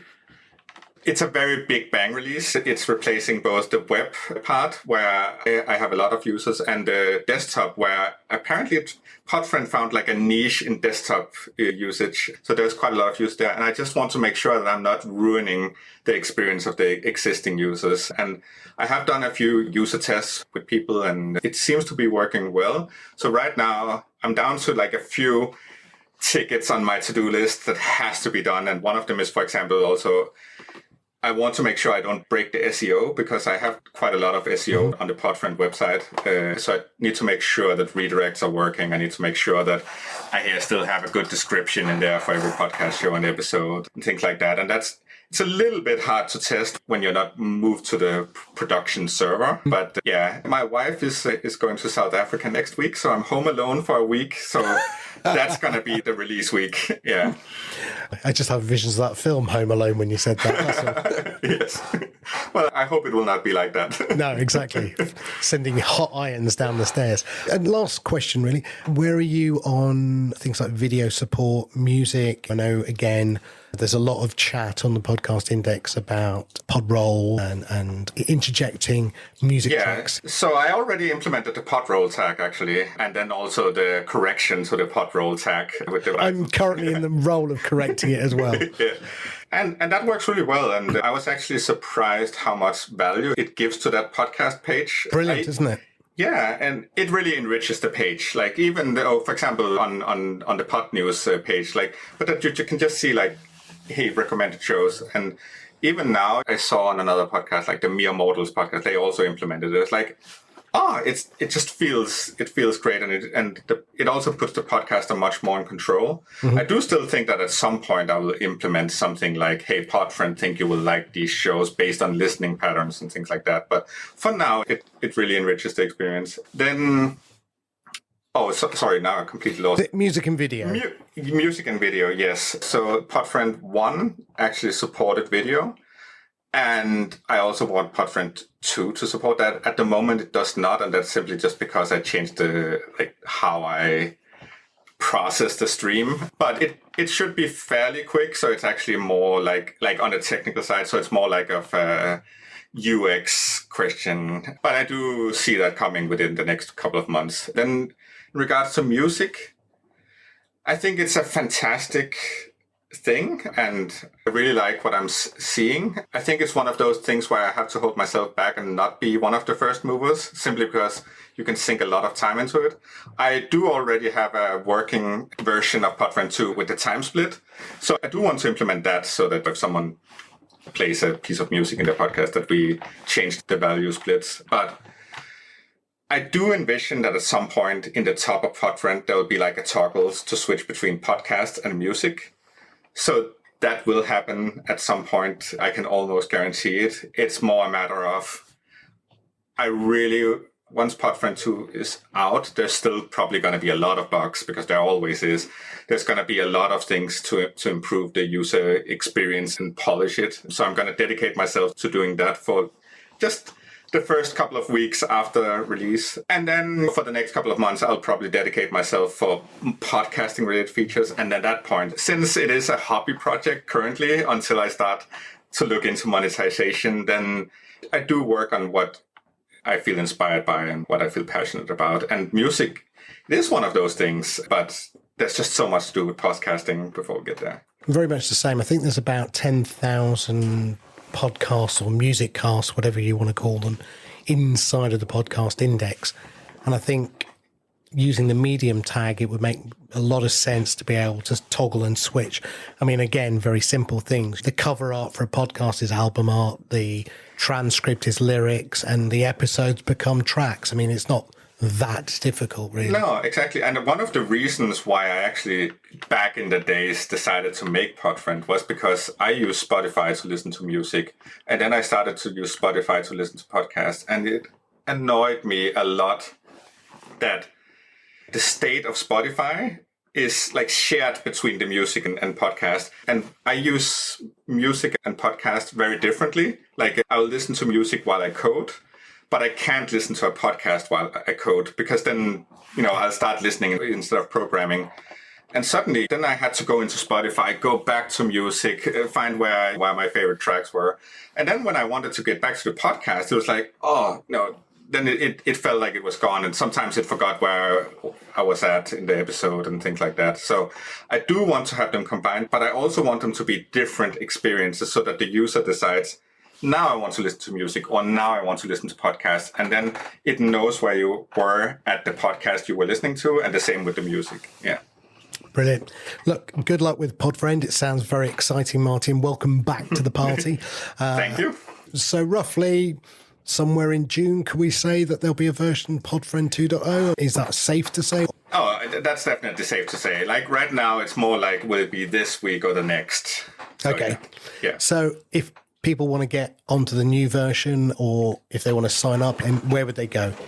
Oh, that will be podfriend.com. And right now on podfriend.com, I have kind of like a landing page. I'm going to change that so you basically jump directly into the app. And then from the app itself, it will say, hey, you could also download it for iOS or Windows. Yeah. Excellent. So just get people right into the action. Excellent. Martin, good to see you as always, mate. Likewise. It was great talking to you, Sam. Martin from Podfriend, and that's not just the only person that you have ended up speaking to. I'm meeting the folks from Fountain on Monday for a pub lunch. Hooray! I mean, I'm assuming it's a pub lunch, but you ended up having a chat with Oscar as well. Yeah, Oscar Merry, lovely guy. The new version of Fountain's coming out. And again, one of the things that I think both Martin and Oscar are focusing on are transcripts and the lit tag. So two of the things from the namespace. And yeah, Oscar told me everything that's going on about the new version of Fountain. We're really excited that Fountain 0.7 is launching this week. We've been working really hard on this new release for almost 2 months now, and there's a whole bunch of improvements to the app from a user experience perspective, but also some really exciting new features that we've added. So there's 3 high-level things that we've added to Fountain 0.7. The first is we've completely overhauled the actual podcast library architecture in the app. What this means is, number one, everything in the app is faster and smoother. So anyone that's tried Fountain or is a Fountain user will notice that immediately when they open up Fountain 0.7 in terms of the speed and the usability. We've also added a lot more granular user controls and settings to the app. So for example, you can now sort your episodes, you can sort your shows, you can add custom filter tags. We also support show level settings for all of these as well. We have things like auto queue, auto download, auto delete settings on a show by show basis. So it's really an update that allows the power user to really have full control over their podcast library, their queue, and how everything works within that. So yeah, that's a really big user experience update. The second thing that we've added with Fountain 0.7 is support for the podcast transcript tag. This is something that we're really excited about. And obviously transcripts are amazing because they give you the opportunity to browse podcast content and listen to podcast content in a new way. The transcript tag's been around for a while, but we've done a few cool things with our implementation that we think are really exciting. So the first is that, obviously, for anyone that doesn't know about the transcript tag, the way it works is you as a podcaster will put the transcript URL in your RSS feed so that apps and other services can pick that up. So we support that. If you're a podcaster and you have a transcript already in your feed, we will load that in and we'll display it to users. They can view it directly from the player. They can also search through the transcript, follow along the transcript as you're actually playing the audio, which is quite useful, and then also search and play from a specific point in the transcript. So what's really cool about this is, let's say there's an episode that you're partially interested in, but you know that at some point in that conversation, a certain topic was talked about. On Fountain now, you can jump straight to the transcript, search for that topic, and then just play from that point in the episode. So it kind of takes what is an amazing feature of Open RSS and gives a bit more power to the user in terms of browsing the transcript. The other thing that we've done with our transcripts implementation is, I think one of the things we've seen with a lot of the new Podcasting 2.0 namespace tags is that it does take time for the hosting companies to adopt the tags. And then even after that, it takes time for podcasters to actually add those tags if they're optional in the hosting platform. Obviously, with Bitcoin and the Lightning Network, we now have micropayments. So what we've done in Fountain 0.7 is we allow any user to actually purchase the transcript for an episode that doesn't already have it provided in the feed. So let's say that I am listening to, an amazing episode and I want to save that transcript for later to read through it, or copy some text out of it to use somewhere else, or even just search through it like I previously mentioned. Now in Fountain, you can just buy that transcript directly in the app. The processing is very quick thanks to our new partner, Deepgram. And that transcript will be available to you in under 30 seconds. So it takes the transcript tag. Yeah, it's much faster than it previously was. And so what this does is it means the transcript support in Fountain is now available for any episode, no matter whether the podcaster has set it in their feed. And we think this is really important because when you offer a feature, if it's only available on a very small number of shows, it's an incomplete feature. So that's why we've done it. And obviously with micropayments, we can allow you to spend 30 cents on a transcript, because if you tried to allow those one-off payments with a credit card, it would be very difficult. It's also important to note that Fountain Premium members have unlimited transcripts for free as well. So you can just get the transcript for any episode for free if you're a premium member. So yeah, that's transcripts. We're super excited about that. And then the final thing that we've added in Fountain 0.7 is support for the live item tag. So now any podcasters that are recording live and have implemented the tag, the live streams will show up in Fountain. You can listen live. You can stream sats live, and you can boost live as well and interact with not only the host of that live stream, but also the audience, because again, we turn every boost into a comment and you can like and reply to those comments directly from the app. So yeah, we're really excited about live as well. It's not necessarily for all podcasters and it's still very early, but we think it adds an extra layer to the interaction piece between audience and podcasters. And also when you add payments into the mix, it can be really fun as well. And we've already seen some of this happening already just as we've been beta testing. So yeah, a massive update, a much better podcast library experience, transcripts, and the live item tag. Okay, let's break all those down. That's a lot there that you've done. So let's go back to updating the libraries and everything else that you did. What platform? I remember you using Flutter. Are you still using that, or have you switched platforms now? Yeah, we still use Flutter. Fountain is built in Flutter. It's a great framework. We're a very small team. There's only 2 of us on the tech side. And so Flutter allows us to do a lot more than we otherwise would be able to on both iOS and Android. Now, you've also got CarPlay support, which is part of the reason why you've gone down the iOS native. And how easy has that been? And also, is there any new features in the CarPlay? Yeah, so CarPlay and Android Auto were our number 1 requested feature. We launched those last year. Obviously, a lot of people love listening to podcasts whilst they are driving. There's no particular new updates for Android Auto and CarPlay in this release, but we're constantly looking to improve those features. It is a difficult feature to build and maintain, and the edge cases around some of the implementation, especially on Android Auto, can be challenging. But yeah, it's a really important feature for a lot of our users. Just an interesting question for me more than anything else. What is the balance in your data between the usage of CarPlay and Android Auto? Good question. I don't have that to hand, but I would say generally we're about 60% iOS, 40% Android. Right. Okay. Now let's move on to transcripts. And I think John Spurlock said it best, that transcripts are a bedrock of many features in the future. We've seen Acast using conversational tracking and keyword tracking to allow for advertising. You've done, I think, a really great idea of taking the ability to allow the host to get their transcript through you.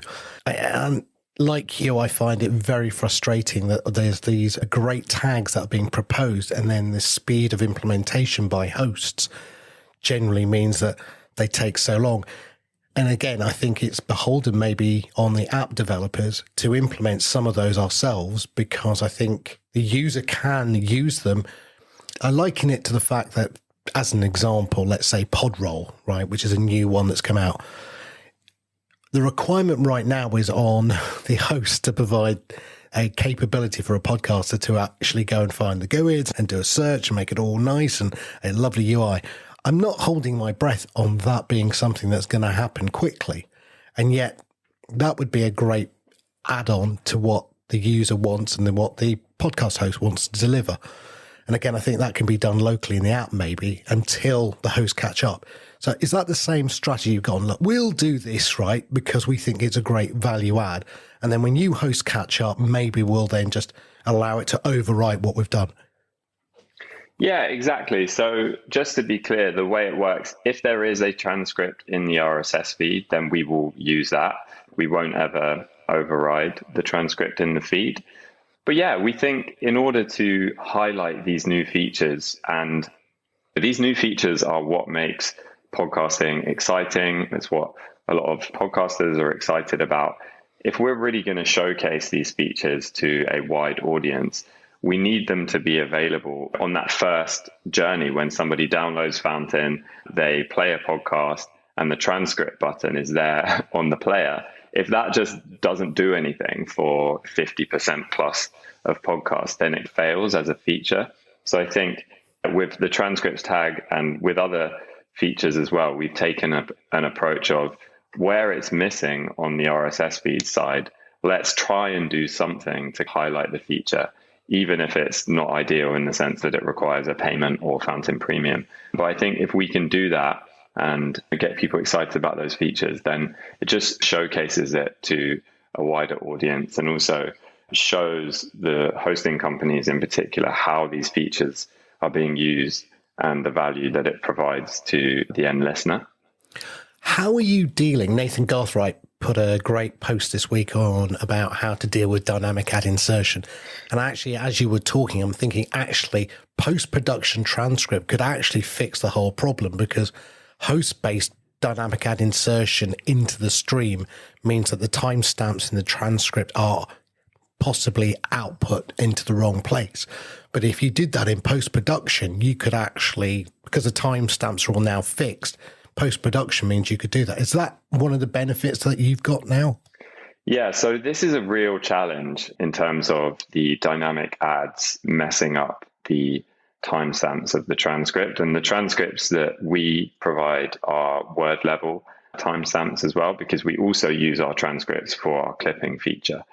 Yeah, it's been a real challenge. And the way that we've tried to solve it is essentially allowing users to retranscribe and override the current transcript. It's a bit of a hacky way of doing it, but I'll explain. So the really cool feature about what we've done is, if I am listening to an episode and there's no transcript set by the host, and I purchase that transcript through Fountain, or I'm a premium user and I just request it for free, it becomes available to every other Fountain user. So if you then go listen to that episode, you'll see the transcript and it will be instantly available. You won't have to request it or pay for it. This is really cool because it shares the transcripts out between everybody. But obviously, if that episode in question has dynamic ads, then if I've requested the transcript based on my version of the audio, and then you go and view that transcript, the word timings could likely be off. So the way we've solved this is we have a small little icon on the transcript blocks in the UI, which if you click on it, it just says to you, if the transcript timings are not lined up, you can retranscribe the episode.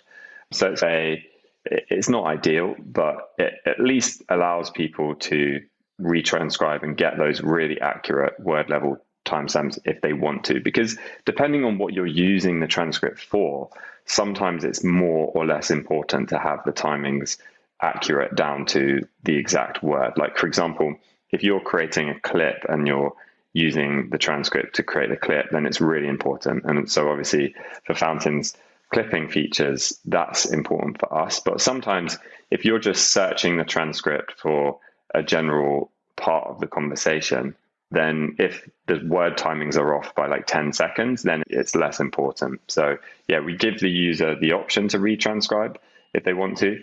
But yeah, I hope that going forward, we can come up with some solution working with the hosting companies such that the dynamic ads are accounted for in the transcript that actually is served in the feed. You mentioned you're now using them from clips. So I've used your clipping service quite a few times. And version 0.3 was a little bit tricky occasionally, but version 5 was great. This feels like another leap forward in clipping, because now I can get more accuracy. I'm not sort of scrubbing. Oh, I think that's 42.1 seconds there to 45. And you were just doing that. So talk me through how the UI might appear for transcribing and clipping. Yeah, so just as a recap on how the transcript clipping works in Fountain, we also have traditional timestamp-based clipping in the app because some people prefer that. But the transcript clipping, what it allows you to do is essentially just edit the text like you would edit text in your Notes app on your phone. You edit the text, you delete the bits you don't want, and then we will stitch back together the audio afterwards and produce that clip. What this allows is creating clips that are much more contextually succinct because you have control all the way down to the word level. So we see often clips created through the transcript are, they just work better as a short piece of media. And I guess the biggest change in this version is the speed, because previously, if you requested the transcript, it could take sometimes over 2 minutes if it was a long episode, whereas now it will take 10 to 20 seconds to request that transcript. So you can go from hearing something that you found really interesting to requesting that transcript to creating a clip in under a minute, and then you can share that clip with your followers on Fountain, or you can just put it in your library and save it for later if you want to come back to it. So yeah, incremental improvements on the speed and the accuracy of the transcript. But I think we can all see where this is going. Transcripts are getting cheaper. The processing times are getting faster. And so I think now's the time to double down on transcripts and start building cool features on top of them. You chose not to use OpenAI's Whisper, I guess. Any reason for going one way rather than the other? Yeah, so primarily it was the processing time. We did look at OpenAI and there were options there, but in the end, we decided to go for a slightly more expensive commercial provider for the faster processing times. But look, I think this is the trend is obvious. 6 months ago, an hour episode would take 2 minutes to transcribe. Now it takes 20 seconds. In a year from now, we're going to be getting pretty close to instant transcription. And so I'm not worried about that. And I think as long as we every couple of months introduce an improvement, then I think people will see where it's going and use the feature more and more. The last thing on the transcripts, and you mentioned word level transcription. So is that the JSON version of the transcript that allows you to do that? Does that mean that I can do follow along on my screen as I'm watching or listening to a podcast? Yeah, exactly. So if you click through from the player to the transcript screen, it will start the transcript from the position that you're at in the episode. And then we actually highlight on a word by word level where you're at. So you can see the audio progressing in the transcript text UI. Now, obviously, if you've specified an SRT transcript in the feed, then the follow along will still be there, but it will be line by line as opposed to word by word with the JSON format. Exactly. Okay, now let's move on to Lit, the live item tag, as I call it, the Adam Curry tag, because my Friday night, I'm sure it's yours as well, is listening to Adam and Dave, and it's great fun to be able to boost in real time, to follow along and listen to the show. It feels like old radio, basically. Fundamentally, your mum's just given you a shout out for your birthday. Well done, Oscar. And you go, thank you very much. So there is that lovely element of it. Let's start off with, how hard did you find to put Lit in? What were some of your challenges, if any?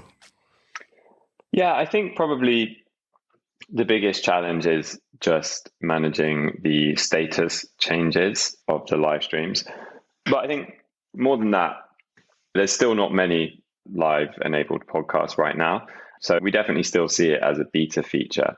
But I think for the podcasters that are going live regularly and incorporating live boosts, I think they're having a lot of success and actually seeing a lot more payment volume as well, because ultimately it's more fun to be able to influence the episode as it happens with a boost, as opposed to influencing maybe the next episode in the boost segment.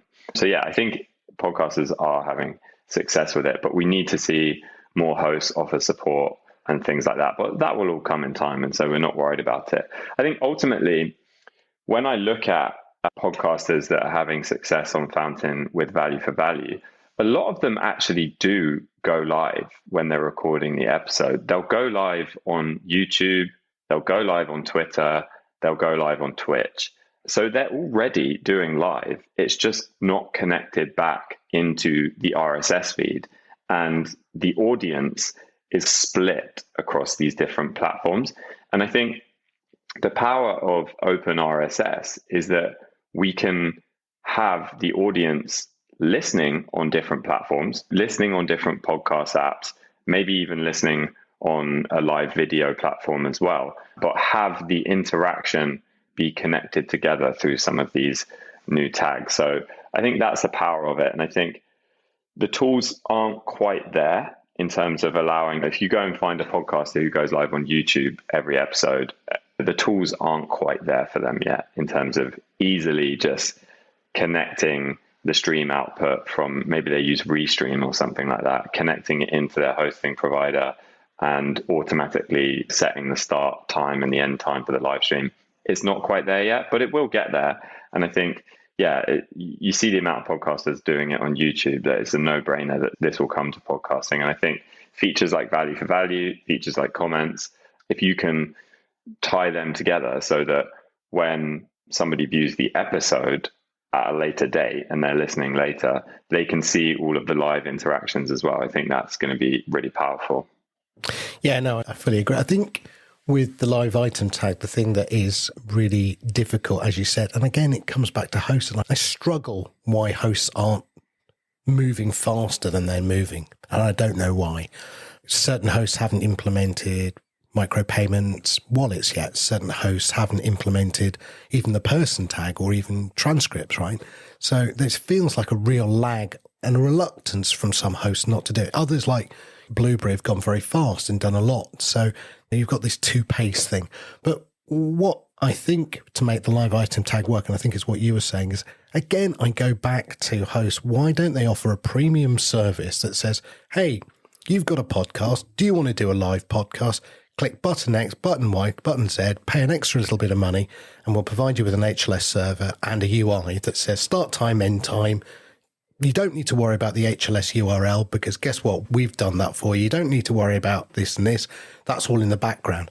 And I just don't get the reluctance to do it. I just don't see it. Yeah, and I think one thing is we as app developers need to take responsibility for this problem as well, because I think that you need to see it working. You need to see examples of podcasters being successful with the new tags and the new features that we're building. So that's why we've worked really hard on implementing live over the past month.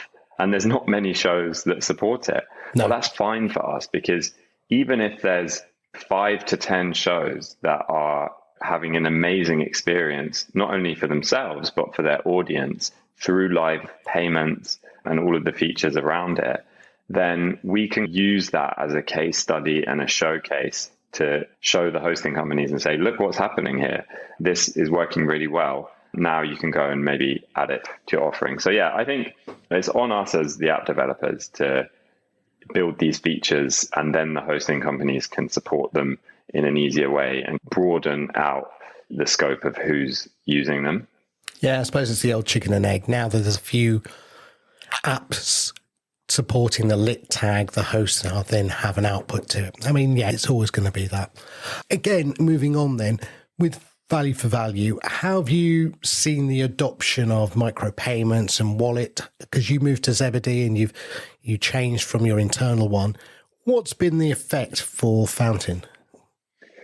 Yeah, I would say it's been working really well. And I think I've talked about it before with you, but the feeling that both the listener and the podcaster receives when they receive a payment is a really great feeling. And also the way that we've implemented boosts in Fountain such that they go out into your activity feed and you can see the people that you're following, what they're boosting, it's definitely working. Often I will see somebody I follow send a massive boost to an episode that I've never heard of that show. I've never heard of that episode. And there's no way I would ever listen to that content. But I see that boost. I see the payment value and the message associated with it. And it makes me think, okay, yeah, I'll add that to my queue. And the way we've implemented it, you can add it to your queue in one click from that boost card. So it's definitely working. I think, as always, the barrier is the onboarding to Bitcoin. We need to hide all of that from users, because the reality is that if you go out into the street and you ask a random person about Bitcoin, they are hesitant about it and skeptical about it. And so we're working really hard on the onboarding to, having a wallet, having some sats in your wallet, and paying in a way where it feels just like a normal payment on any other website. Like, for example, a lot of podcasters will use the Buy Me a Coffee website. You can go to Buy Me a Coffee and in one click, you can send a payment to the podcaster. It's seamless. Whereas even on an app like Fountain, where we've done a lot of work to improve the onboarding, you can top up with your bank card directly in the app without leaving the app. That was a great step in the right direction earlier this year. But still, you have to make the cognitive decision to buy Bitcoin, which is a huge barrier. So my goal with Fountain and the onboarding is just to allow that one-click seamless payment. We've got a lot of ideas around it, and I do think we'll get there. The challenge is just the regulatory side of things, but I think we can push past that such that that step in the journey of do I want to buy Bitcoin or not just disappears completely. And it's just about, do I want to support the podcaster? Yeah, I think it comes down to the banking providers. I mean, you and I both use something called MoonPay, which seems to be one of the only providers at the moment to allow that to go. And even then, here in the UK, not as much in the US, there's about 15 different hurdles of get your passport out, get some ID, whatever, before you can get it going. So as you said, the regulation causes a lot of barriers more than anything else. But, you know, if my standard bank, Santander or Barclays or Lloyds, eventually go, you know what, it doesn't matter, you want to buy X, great, we will worry about the transfer in the background, and it's seamless. That will be a massive step forward. One question I'd love to know, have you seen an increase in the trust and therefore the increase in the level of the value payments that you're having from users? The old joke used to be, you'd get one sat sent to you. Did that work would be the message, right? And now I'm looking at some of the boosts that go through. They're at the 20s, 30s, 50s in terms of streaming per minute, but they really should be around the hundreds. Adam and Dave's show went over the 1 million sats last weekend in terms of boost, which is brilliant. And that doesn't include streaming sats. But that's a top end show. That's one where, you know, people like the early adopters are listening. So it's a great trend to the future. But in your mainstream, across your leaderboards and everything else, are you seeing the value of sats per boost or value of sats per streaming going up? I would say it's definitely going up in terms of the amount per episode. We have, if you look at our leaderboard, fountain.fm/charts, most of the episodes in there will be receiving hundreds of thousands of sats per episode, some many more than that. I think more than the individual boosts, it's about having more people actually go in and send the boosts. And I think that comes down to what we've talked about already, just making it easy to onboard. I think the other thing to say is I'm very hypercritical of the onboarding because I know it's such an important thing, but also there is this bigger wave in technology of Bitcoin and the Lightning Network. I always talk about Cash App in the US. Topping up your Fountain wallet from Cash App is so easy. It's like a couple of clicks, boom, you're done. No KYC, no kind of cognitive decision. So once that rolls out to more countries, it will be a lot more easy for people to get started. Yeah, Strike being the other one as well that we want to see over here as well. Yeah. In terms of just moving another step forward in the value for value conversation, one of the things when we're taking on someone's open RSS, I often hear many people, Adam and Dave being one of them, saying that the RSS feed is the feed of truth. And I'm like, no, it's full of crap half the time in it. Most of it is badly formatted. So I can go through a lot of RSS feeds and they're great, but I can go through some RSS feeds that have got more complex tag support and they don't have all of the right fields correctly formatted, which results in when you're trying to do splits and fees and when you're trying to get the Lightning address and when you're trying to get all of that working. And then I know Dave will tell me, and I can hear him saying it now, it doesn't need to be 100% for the splits. And I'm screaming at him going, why not? Why can't we just have it at 100%? It makes it so much easier. Have you found when you've been getting a new podcaster that's claiming and then onboarding them correctly and setting it all up, how have you found that aspect of it? To be honest, we found it pretty easy. I mean, The tech that Dave has built on the podcast index side is incredibly helpful for us. So yeah, we've onboarded over 1,000 podcasters to Value for Value through our Fountain wallet. And the setup process is really easy in terms of claiming your show, setting up a wallet and having your splits. I think the harder part is actually conversation. The harder part is, okay, I'm set up now. How do I talk about this on my show? Like, do I talk about it at the beginning? Do I add a segment? I think that's the hardest thing. And I think it's Fountain's job to make it easier for people to discover the fact that you can send boosts to new shows and highlight these features to users that are listening for when a podcaster hasn't actually taken that second step of integrating it into the show format. And also, some show formats don't necessarily work for a value for value segment, depending on what the podcast is. But that doesn't mean that people shouldn't support, or that the value of somebody sending a boost and a comment that then drives a discovery signal to other users to discover that show isn't really important as well. So I think, yeah, I would say that's more of a challenge than the technical side. The technical side, any micro issues will get worked out, and we can hide all of that complexity from users. If we're not already doing it, obviously we can always do better. But I think the more important thing is highlighting to podcasters, how do you actually get the flywheel going of people sending in boosts and streaming? The other thing I'll say as well is almost 50% of our payment volume is streaming sats. So that's something people often forget with value for value. People are sending millions and millions of Satoshis every month just by the streaming sats, which is a really interesting part of this. I do think something we think a lot about is the defaults. The default is currently 50 sats per minute in Fountain when you sign up. Like, maybe we should make that higher. Maybe we could. We've made it 100, just so you know, and I think Podfriend have done the same. Yeah. And maybe we could add more features there that kind of highlight how much you're streaming and things like that. So yeah, a lot we can do there. Yeah, no, I think there is a lot more to come from it, and I'm still very bullish on value for value and micropayments. So, and when I see people using advertising as a mechanism for on the long tail for trying to get payments or subscriptions, I'm not a great fan of those. But hey, each their own. And I think adding a third, fourth, or fifth way to monetize your podcast is all good. Moving on then, phase 6 of the podcast index is coming out on the 1st of June. So probably we're from this recording 2-3 weeks away.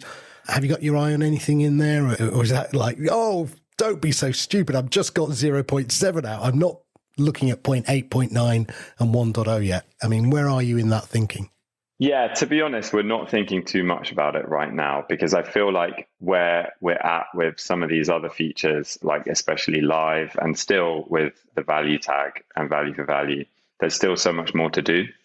So I think we're going to be very focused on, number one, just making Fountain an amazing place to listen to podcasts. But number two, trying to push these existing features more into the mainstream and building features that allow that. Because again, think about a live stream. It's not just the live audio that makes it an enjoyable experience. It's all of the features around it. It's the chat, it's the payments, it's the comments, it's the things around that. So I think even though we've launched live in Fountain 0.7, yeah, there's a lot more we want to do around that. Yeah, no, and I think you're right. Part of also, I think sometimes, I mean, running with scissors is great fun, but sometimes you have to bring the audience with you as well. Otherwise, I'll get left behind. Last thing then, you basically are on 2 platforms, iOS and Android. Would you ever see yourself going to a web-based platform, coming back the other way? Yeah, potentially one day. We have a very basic web player right now, so you can listen to podcasts on web, but we don't have login or any of the value for value or social features. I think maybe one day, but we're so focused on making the Fountain mobile app an amazing experience that until we can look at that as finished in some sense, I mean, it's never going to be finished, but until we can think about it as a 1.0, we're still on 0.7. Some of the features are still very much in beta. Then I think we're going to stay focused on mobile, because that's where the majority of our users listen to podcasts. Yeah. 2 last questions. And given what you're doing, when we had a coffee together, we talked about maybe expanding beyond podcasting to music, maybe books, and maybe even video. Adam's very keen on music. We've seen that. I'm very keen on video. The alternative tag is something I'm very passionate about, and I think more podcasters should use that. Where's your head? I mean, are you thinking of expanding content? I know you've got music already in some forms already on Fountain. Are you thinking of expanding that and making it much more front and center, or is it always going to be, no, let's just get podcasting right first and then we'll worry about these other digital content pockets? Yeah, I think we definitely want to stay focused on podcasting because there's still so much more to do in terms of, we want value for value specifically to go mainstream. It's getting there. We're seeing more and more podcasts that have no connection to Bitcoin or anything like that using value for value. So yeah, that's our number one focus, and we're not there yet. What I would say specifically around music is with the Medium tag, there's no difference between a music track on an RSS feed and an episode. So I think that's something that we'll add more formal support for, because right now we have had a number of musicians creating podcasts on rss.com and uploading their music just so people can support them on Fountain. So there's obviously a demand there, but currently, the experience is absolutely terrible in Fountain because the way that you browse music, your intention when you click that play button with music, and the controls on the player with music are very different. Also, when it comes to the streaming sats, the per minute, you probably need a different setting for it because most songs are around 3 or 4 minutes. So I think there's some small wins that we can do to just make the people that are experimenting with music podcasting specifically, it makes it more easier in Fountain. But yeah, I'm really excited about it. I think Adam talked about this, but it's a real shame that music podcasts as a thing where podcasters are talking about the music and playing the music. It's a real shame that that doesn't really exist. And I think the music medium, and if we can figure out a way to connect the value blocks between these different feeds, then I think that's really exciting. So yeah. Yeah, no, we used to have a brilliant show which was all about local bands in the area where I lived. And we used to love having them in the studio live, playing and then talking about the tracks and new albums. And it was great. And that's the sort of podcast I'd love to put out there with that capability. One of the things that I think you and I have talked about independently and not really had the chance to talk about is this thing called Noster. And I know that you've implemented some element of support of Noster. Talk to me more about that, and also where's your head in terms of where you see Noster maybe going as what I would see as a complementary tool to podcasting. Yeah, so I think it's really interesting as a technology and really exciting. So yeah, back in February, we added support for Noster Zaps, which means that if you're on Noster, if you're using one of the Twitter-like Noster clients like Damus, you can add your Fountain Lightning address to your Noster profile, and you can receive zaps, which are like paid likes on Twitter, directly to your Fountain wallet. The reason we did this is because as a content creator, as a podcaster, you'll receive, if you're excited about value for value, you'll receive boosts from people sending in payments with messages on Fountain. You'll receive streaming sats. But also, if you share your episode link on Noster, you'll also receive zaps there. And it's interesting for the podcasters to see the statistics of all three. So maybe they received 200,000 sats from boosts, 100,000 sats from streams, and 50,000 sats from zaps. And all of that's tied back to the episode. So yeah, we've added that. And then more broadly, I think there's two areas that I think Noster can be really helpful for in podcasting. The first is with the live tag. So I think Dave's been experimenting with this, but obviously the ideal scenario with the live tag is you have a live chat alongside the live audio, and that works across the different apps. So obviously you could use something like IRC, but the power of Noster is because it's all JSON event based, it's really easy to customize the UI. So you could have, as you're listening to the live stream, you could have a Fountain specific chat UI. You could have in the other apps another specific chat UI, but the messages, the chat messages, the replies, and the zaps, which are the paid likes on all of those messages, can all work seamlessly between the apps. So yeah, Nostr for live stream chat, I think, is something that's going to be really useful for us.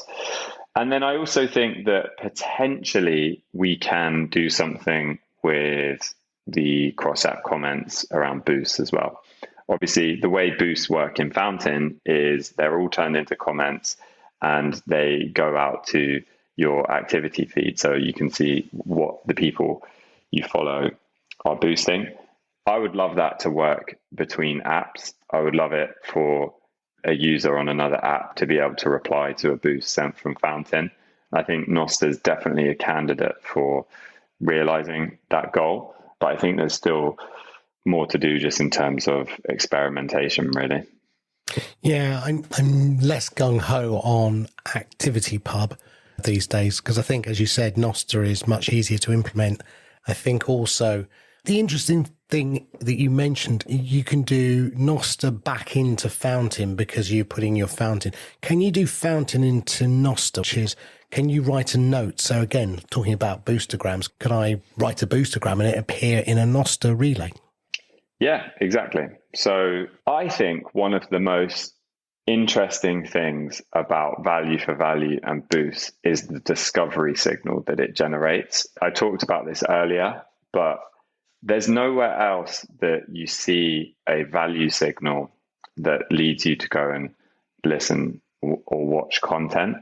It's working in Fountain right now. People are discovering and listening to new shows and episodes thanks to the boost that other people are sending. It would be great if that discovery signal could travel further, travel outside of the Fountain app, because ultimately, the wider that the signal can travel, the more beneficial it is for podcasters to have people supporting them on Fountain or any other podcasting 2.0 app. So I think, yeah, right now, the discovery signal is limited to the Fountain app, our charts, which are obviously publicly available, and anytime somebody specifically maybe like screenshots a boost or shares an episode page. But yeah, the more we can get that signal out of just Fountain as an app and into the wider internet, the better, I think. Yeah, no, I fully agree. Now, one of the things that you have tweeted about occasionally, I think I've seen it elsewhere, you're in a funding round at the moment. How's that going? Yeah, it's going well, thanks. Yeah, not too much to share right now, but yeah, we're getting there. If somebody wants to invest into Fountain, can they still do that? Can they go somewhere and find out how to do that? Yeah, they can definitely contact me. Yeah, just send me a DM on Twitter. Excellent. Look, Oscar, amazing. Fountain 0.7, just a reminder, so a re-architectured engine. You've got live item tag and you've got transcriptions there. Is the iOS now available? I know that we've been talking in the background about it's nearly there, it's nearly there. Is it now there? Is it something that people can go and get now today?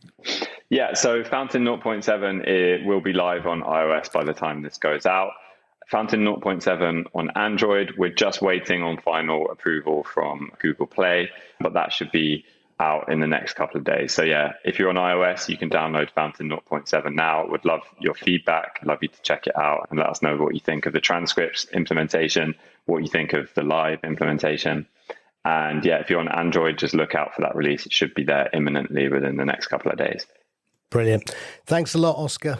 Good luck with the launch and yeah, catch up with you very soon. Thanks, Sam. Oscar Merry from Fountain. It's a free download, fountain.fm, which is a good thing. And you'll have heard both of them talking about the podcast namespace. That is closing phase 6 on June the 1st. Lots of exciting things in there. Sam, what are the exciting things that you have your eyes on? Well, the one that I'm most excited on is the pod roll. I think that's a really good new feature that's going to extend what people do with podcasting. You've already implemented it with Podnews Daily, and I think we're going to have to update it here for Podnews Weekly Review. But it's a way for podcast hosts to say, look, these are the other podcasts in either my suite of podcasts or other podcasts I really like. Yeah. It's a very simple way to implement that and expose that to application developers. Yeah, which I think is a really good idea. So there's been a couple of little changes in there. Instead of a comma-separated list of GUIDs, it's now supporting the remote item instead. And really the reason why that's happening is to make life easier for developers, because you don't need to take a comma-separated list of GUIDs and make that work. But it also means that you can do other things in a remote items tag as well. So you can, if you want to, link to a RSS feed as well, which I think is a mistake, but there we are. And you can also link to episodes and various other things. So actually, it made a bunch of sense to just make it a little bit easier to extend in time to use a remote item inside. It's not made it any more complicated, which I think is a good thing. But it's interesting seeing how quickly people proposed it, how quickly people jumped on board, and then, of course, there's been a little bit of changes as that's been made a little bit more future-proof. But it's a good example of how this service can actually work, I think. Yeah, a couple other ones that were in there. One that you wanted, James, accepts guest is now a proposal. So a very simple one, which is, does this podcast have guests or does it not have guests? And the other one I think you've already implemented as well in Podnews Daily. Look at you. Look at the bleeding edge there. Teacher's pet. You've got the update frequency as well. And tell me more about that one. Yeah, so update frequency is just actually giving podcast applications a good clue as to when a show is actually being updated. Is it being updated, daily? Is it updated every weekday, as the Podnews Daily is, for example?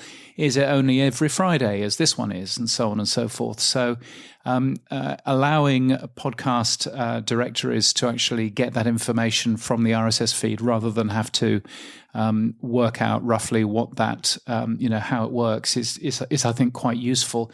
One of the benefits of it is that you can, if you've got a limited time, so if you're doing a show which is, 6 episodes during the summer and that's it, then you can actually put that in there so the algorithm won't get confused. And similarly, if you've got a show which is having a break at the moment, then you can also do that sort of thing as well. So I think that there's a bunch of useful tools in there. Yeah, and also from an app developer's point of view, it also means we can look at the list once people start to implement it and say, we don't need to poll you. No, we don't need to pull against that. And also one of the other additions they're doing is they're putting a extra tag to say this podcast supports Podping. So again, another way for us to know whether we should be polling you in one way to get updates or another way. So yeah, I like them. The problem I've got, James, is that hosts need to get on board very quickly for this to work. So, I know you can self-roll RSS. That's great. So you added all of these yourself, but the mass market is not going to go in and start creating, RSS feed tag extensions for pod roles or accept guests or update frequency. This has to be some good UI from the host. And that's my worry. I agree. And this would be something that the Podcast Standards Project would be very good at if it was doing anything. So, that's exactly the sort of thing that the Podcast Standards Project, the people that have access to all of the large podcast hosting companies and indeed directories, could be pushing people to implementing. And, if they felt strongly enough about it. We talked about the fact that Adam Curry and Dave Jones have been working on a way of allowing you to include music within your podcast. A couple of weeks ago on the Podcast Index show, they demonstrated how you could use something called a value time split along with the remote item tag to integrate a music track into your podcast. And actually, that music is then paid through the value for value system. Stick with it. I am trying to get through this easy as I can. But what it was a very cool demonstration of how, if you've got independent music who own their own rights, that could be included in your podcast, and that overcomes the problem of global rights for copyrighted music. Yeah, no, I think it's certainly worthwhile taking a look at. I love the idea of being able to change where the money goes depending on what the content is. And again, it's using the remote item tag, but it's using it in a slightly different way in this particular case, but it's pulling the the payment information from that. So that works quite nicely, I think. I think that's a very elegant plan. But that ends up allowing, for example, Adam ended up playing a song by Rusty Gate in Friday's episode, which instantly pushed it to number 1 in the music player Wavelake, which is a music player that understands all this kind of stuff. So, you can really see that there's some real opportunity there. But it works for post-production at the moment because you can't necessarily do it live, and perhaps that's something to have a look at in the future. But pretty cool, I think. Yeah, Adam's going back into DJing. I can see this now. He's starting a music station. It's got to happen. Yep. Go on, Adam. You're going to have to get back into DJing. The ball is set to kick off in just a couple of minutes. Guests include Tammy Down of Faster Pussycat, Warrior Soul, Spread Eagle, and Heaven's Edge. Also, world premieres on the show from Vixen and Slaughter. But first, we have the news coming up, and Johnny Gill's going to attempt to rub you the right way. So stick around, and I'll see you tomorrow. Yes, and I think you should call it lekker. Just because I think that's the best Dutch word. So there we are. A couple of other things to have a quick peek at. Nathan Gathright has written a very good and interesting blog post, which you'll find linked, talking about making chapters and transcripts work well with dynamic ad insertion. There are a number of different options that we have. Some actually proposed by Acast, so who knows? They might be a good plan. I think there are an awful lot of clever ideas, and it's a bit sad that we've not really taken that particularly seriously, and perhaps that's one of the reasons why transcripts that don't necessarily appear to have taken off quite as fast as I thought that they were going to. It's a good post, so you should go and have a look at it. It's on the steno.fm website. Also, Boomcaster has released version 2 of their podcasting and live streaming platform, which is very nice. Crowdcast is a clever piece of AI that is turning subreddits into their own podcast, which is all very clever. There's all kinds of AI-generated shows out there, and in the same time, Spotify is throwing out AI-made songs and throwing out bot farms which are listening to them, which is a very clever way of scamming Spotify for their money. So no surprise that they're ending up doing that. And talking about transcripts, I discovered something which Apple never really made a big announcement about. It's been the case for a long, long time on Google phones, on Google Pixels, that you can turn on live captions. You can also turn on live captions in Chrome browser on any device other than iOS. And what that basically does is it adds live captions to any media that you end up playing on that device, and that's a great thing. That's never been available on iPhone, but it turns out that it was sneaked out as a thing in the US and Canada with the release of one of the versions of iOS version 16. So if you are in the US or Canada, or your phone is set to that, then Apple iPhone now offers live captions for any podcast you want to listen to, and indeed anything else. And you can get those live captions on your phone just by delving into the accessibility area of the settings on your phone. Pretty cool, and it's really nice to see that Apple has come quite late to the party, but nevertheless has come to the party on that. Now, events, James. Last week in Spain was Estación, the podcast festival in Madrid. And I only mention it because they said there's a little over 300,000 podcasts in Spain. These series target 500 million plus Spanish language speakers in 3 key markets across the US Latin market, the Latin American market, and Spain. And again, it was an event that sort of passed me by, but I thought, again, as we're going to be doing a Barcelona Podnews Live, we should start to look a little bit broader. Yes, I think that would be a wise plan, but certainly, really interesting seeing Madrid going on, which is nice. Also, a thing that you can't go to is the Dubai Podfest, because that was held the other day. One of the speakers there was Michelle Cobb, who is executive director of the Podcast Academy. So good to see the Podcast Academy out and about outside of the US. The Dubai Press Club that brought you the Dubai Podfest is also working with a large podcast platform in the country, Podio. to work with content creators, and Acast too has jumped into bed with 2 major Arabic language networks. That's just a phrase, not actually what's happened. Sout and Kerning Cultures Network are now working with Acast. That's the first big move from Acast into the Middle East and North African market. So there's some real movement in the Arabic language area, which is fun to end up seeing. Anyway, coming up, of course, we've got the podcast show, which is next week in London. And the big news, Sam Sethi, is that this show is going to be live. No pressure. On the Amplify Theatre stage at the podcast show in London next week. We are the last word in podcasting news. We'll also be the last word on that stage because we will be there Thursday, May the 25th. At 4:15 in the afternoon. Please, if you are there, please come along and see us, because that theatre holds 400 people, and I don't want it to be just you and me, Sam, on the stage, and that's it. So 4:15, Thursday, May the 25th. At the podcast show in beers London. Or something. Can we maybe we should get some London Pride, cans of London Pride for the first people to end up turning up. I do know a few people who are going to turn up, and they're going to ask questions, which is something that I hadn't planned on.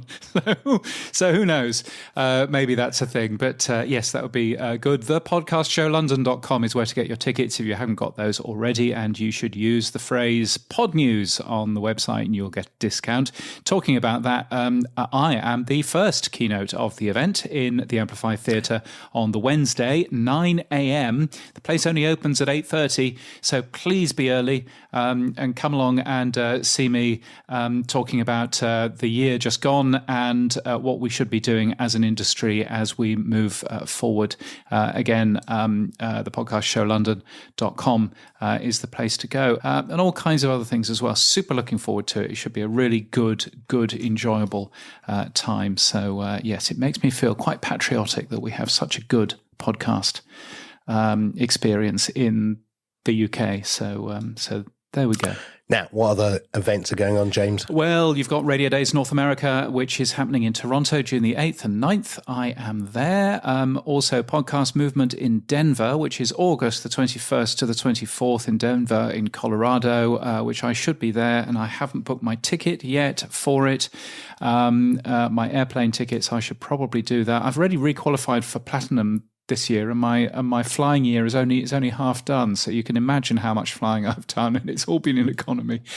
So there's a thing. Wow. Also, I thought you must have got an upgrade to first class by now. I get the occasional upgrade on points, which of course I'm paying for really, but still, there you go. Also, if you're doing something great in podcast measurement, if the idea of a 14-hour plane ride fills you with joy, and particularly if you would like to meet a kangaroo or a koala in person, then IAB Australia is looking for submissions to speak at their Measure Up conference, which is in Sydney in New South Wales on September the 13th. I would personally like some podcasting to be there.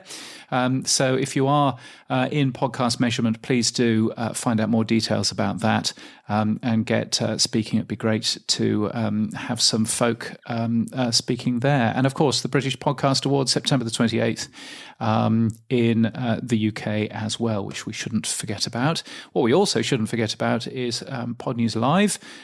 These are our networking events that are happening all over the world. And the first few are Podnews Live in Salford on the 13th of June, Podnews Live in London on the 27th of September. We will also be in Barcelona and in Mexico City and many more places. Podnews.net/live has all of the information and where you can buy your tickets too. And there are more events, both paid for and free at Podnews, virtual events or events in a place with people. And if you're organising something, tell the world about it. It's free to be listed at podnews.net/events. Boostagram Corner on the Podnews Weekly Review. Yes, it's our favourite time of the week. It's Boostagram Corner, and just two boosts to talk about this week. A big Israel boost, 19,480 sats. Thank you, Brian of London, who boosts us and says, I think it's been too long since I boosted. I think it has, Brian. Best regards from Brian taking incoming rocket fire in Israel. Oh, goodness. Well, stay safe. And Adam Curry, quite rightly, asking us to correct the mistaken mention of the namespace changing to another name. 10,000 sats. If this is what it takes to get boostergrams from Adam Curry, then maybe we should make more mistakes. I would get mentions in that show as well. So always a good thing. Anyway, Adam, thank you so much for your boost as well. If you get value from what we do, the Podnews Weekly Review is separate from Podnews, and Sam and I share everything from it. We really appreciate your support, so we can continue making the show and we can continue doing other things too. You can become a power supporter at weekly.podnews.net. You can subscribe in Apple Podcasts at apple.co/podnews, or support us with sats by hitting the boost button in your podcast app. And if you don't have one, podnews.net/new podcast apps will help you find a new app. James, what's happened for you this week? Well, I'm glad you asked, Sam. It's as if you're out of breath for some reason. The New Zealand Podcast Summit, which of course was the end of last week, it's really enjoyed being in Auckland in New Zealand. That was a really enjoyable time. I found a couple of good brew pubs, which is good. Always a fan of that. And great to see so many friends from New Zealand, which is good. And also I took part in the Podcast Launch Agency's free 12-hour live event on Monday, which was good fun too. And I spoke at an event which I thought was really interesting. It was an event in Milan in Italy. It was called Give Your Brand a Voice. It was run by the OBE Podcast Committee, which is all about branded podcasts. And I was the first speaker of the day, talking about how branded podcasts are being used from across Europe and across the world, which is nice. And I've just been confirmed as a speaker at Radio Days Asia, which is happening in Kuala Lumpur, which I have been to the last couple of Radio Days Asias, and they are really good. It's a really interesting place to just learn a little bit more about a different world in terms of podcasting and radio. It's the 5th to the 6th of September in Kuala Lumpur. RadioDaysAsia.com is the website address for that. What have you been doing, Sam, other than you're clearly rushing to get somebody at the door? Yeah, I've been also rushing to get a product out the door. Oh, yes, I've heard of this. Yes, so finally, pod fans, we will be available as this recording goes live on Friday, sending out all the waitlist invites that have been amassing on our servers. So thank you to everyone, and thank you for your patience. So yes, not only does Podfriend start to come out, and also a new version of Fountain, but you'll also be able to play with Podfans as well. So yeah, that's been a... And where do we get that then, Sam Sethi? Podfans.fm. Yes, that's the place to go. And yeah, it's only available on the desktop at the moment. It's in alpha. It's feature complete, but obviously we now need to make it mobile ready. So yeah, we'd love your feedback, love your thoughts. Just be gentle. It is an alpha, but yeah, we've taken a while to do it. Get it right rather than rush it out the front door. But yeah, have a play. Very cool. Well, I'm looking forward to having a play with that on the many travels that I have. And goodness, I've got a fair bit of travel over the next month or so. That's it for this week. Thank you so much to those... I don't know why I'm saying that. And that's it for this week. And thank you to all our guests this week. You can give us feedback using email to weekly@podnews.net or send us a boostergram. If your podcast app doesn't support Boost, then grab a new app from podnews.net/new podcast apps. Yes, and please come and see this show live on stage at the end of the podcast show, London, the Amplify Theatre on Thursday, 4:15. We'd love to see you there. Our music is from Studio Dragonfly. Our voiceover is Sheila D, who I've just annoyed by asking for yet more voiceovers for that show. And we're hosted and sponsored by Buzzsprout. Podcast hosting made easy. Get updated every day. Subscribe to our newsletter at podnews.net. Tell your friends and grow the show. And support us. The Pod News Weekly Review will return next week. Keep listening.